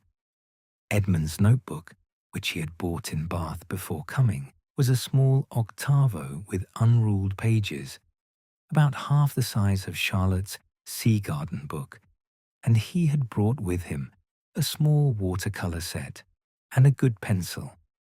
During the 2 weeks of his visit, he filled approximately 40 pages, copies of particular plates from Charlotte's book, original sketches of the garden, paintings of individual plants he was interested in, notes on what his aunt told him about techniques and specimens. He was not a naturally gifted draftsman, but he was a serious one. His drawings were careful rather than elegant, and his colours were cautious rather than bold. But his observations were precise, and his notes were extensive.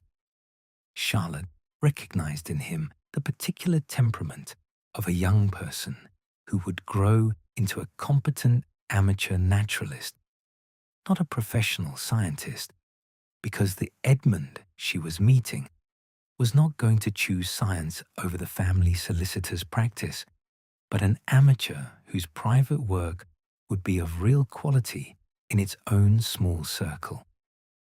On the second to last day of his visit, the 8th of July, by which point the visit had extended into early July, Edmund asked her a question.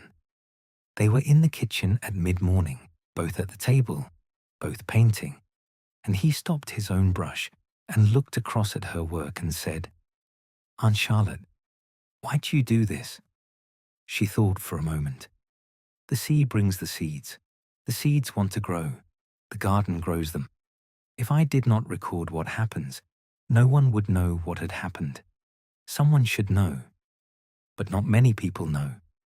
Enough know.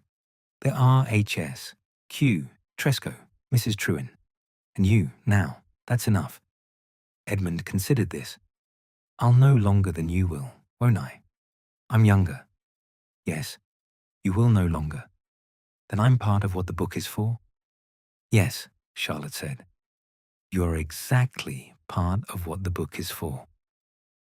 Edmund left on the 9th of July after a 2-week visit that had stretched into more than a fortnight. He was sent off on the morning boat to Penzance with his travelling case and his notebook and a small packet of Charlotte's Echium seeds, collected from the spire that had now finished its flowering and was setting its seed, that he was to take back to Bath and plant in Harriet's garden, where Charlotte was cautiously optimistic they might survive the milder Bath winters. At the quay, before he boarded, Edmund shook Charlotte's hand very formally, the gesture of a boy who was not sure whether to embrace his aunt or behave like a man, and who had chosen to behave like a man, and then, at the last moment, embraced her quickly and briefly, and then stepped back, embarrassed. He said, "Thank you, Aunt Charlotte." "You are welcome, Edmund. I will come back, if you'll have me. I will have you every summer that you want to come." Jem Trengove was at the quay as well.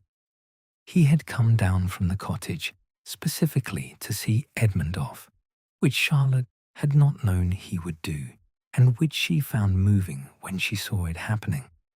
The two boys shook hands, also formally, and Jem said, "Take care of your plant, Edmund, and come back and check it." "I will.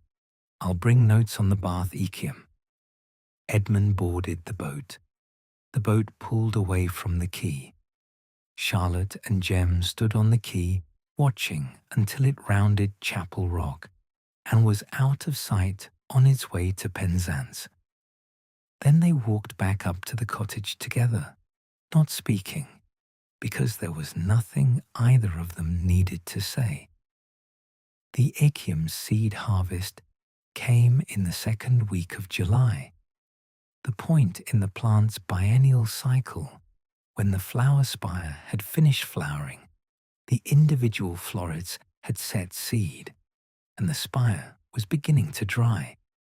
The seeds fell naturally from the dried florets as they ripened, but a careful gardener could collect them all by cutting the spire at its base, hanging it upside down in a dry place over a linen sheet, and letting the seeds drop as the spire slowly desiccated.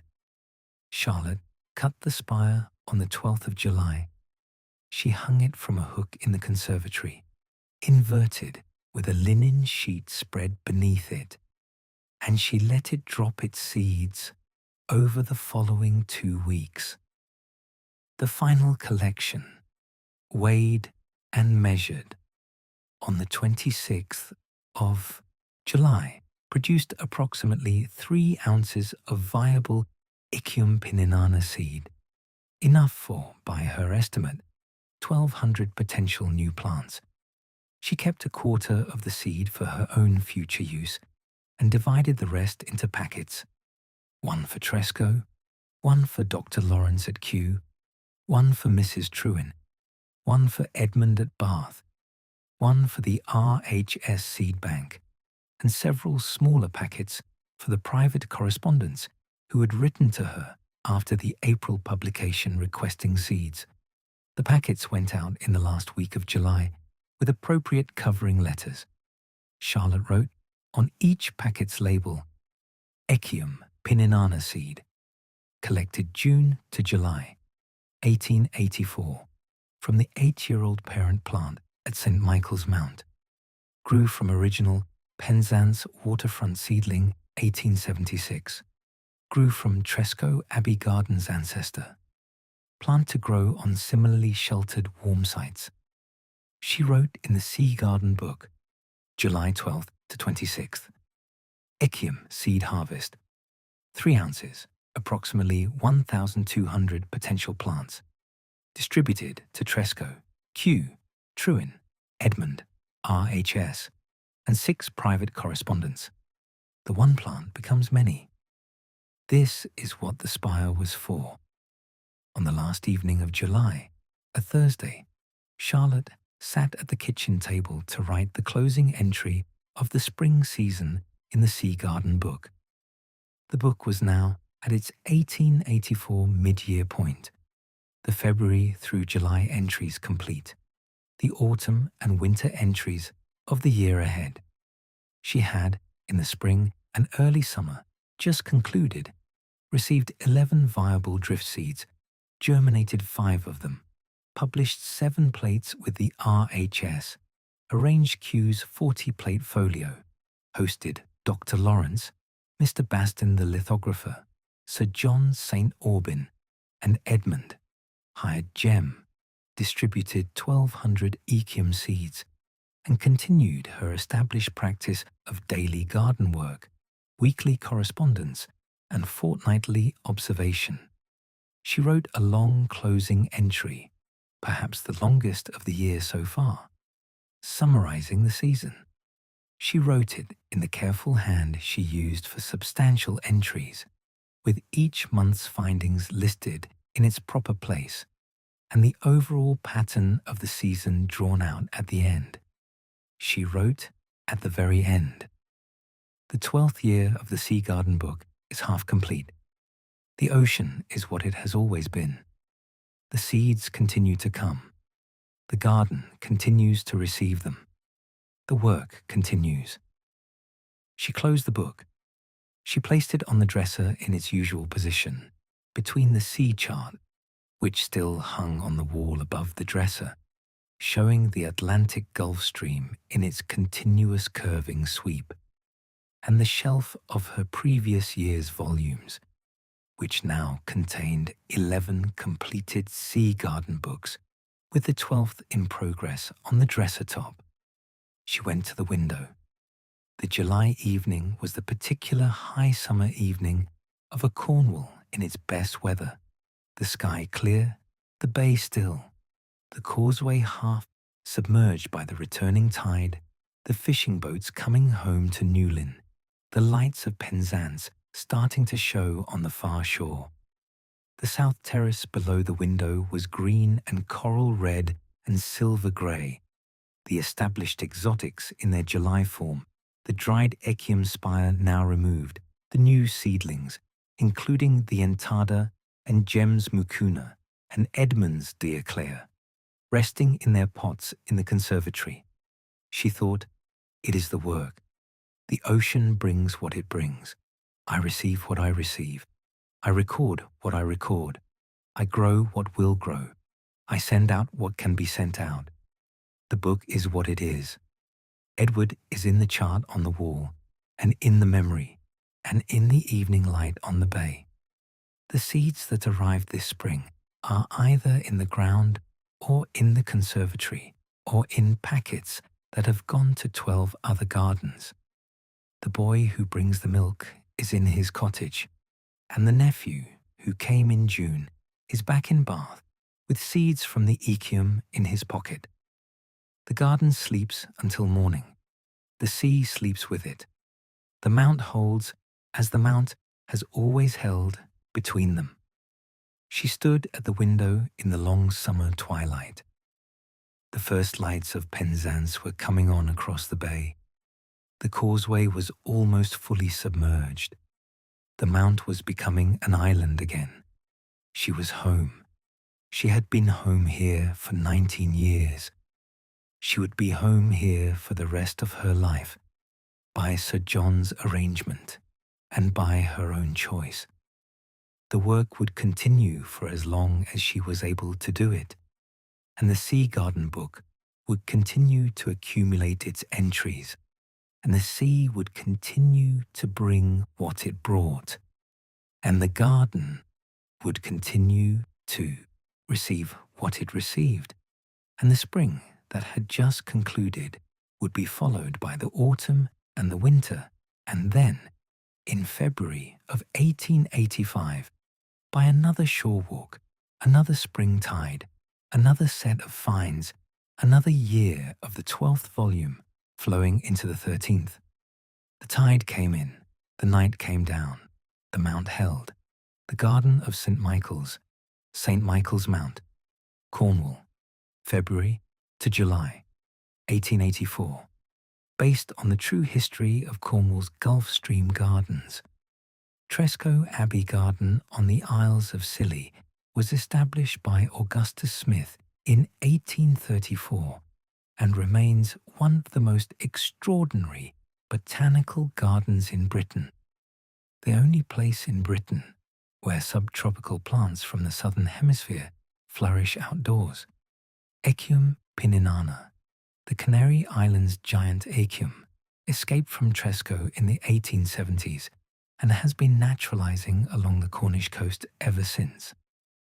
Sea beans, drift seeds from the American tropics, have been documented washing ashore on Cornish beaches for centuries, brought by the Gulf Stream from the Caribbean, West Africa, and the Azores.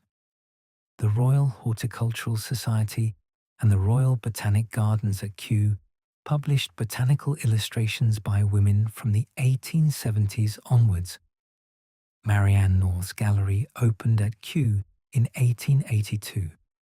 St Michael's Mount has been the home of the St Aubyn family since 1659 and remains a tidal island accessible on foot at low tide.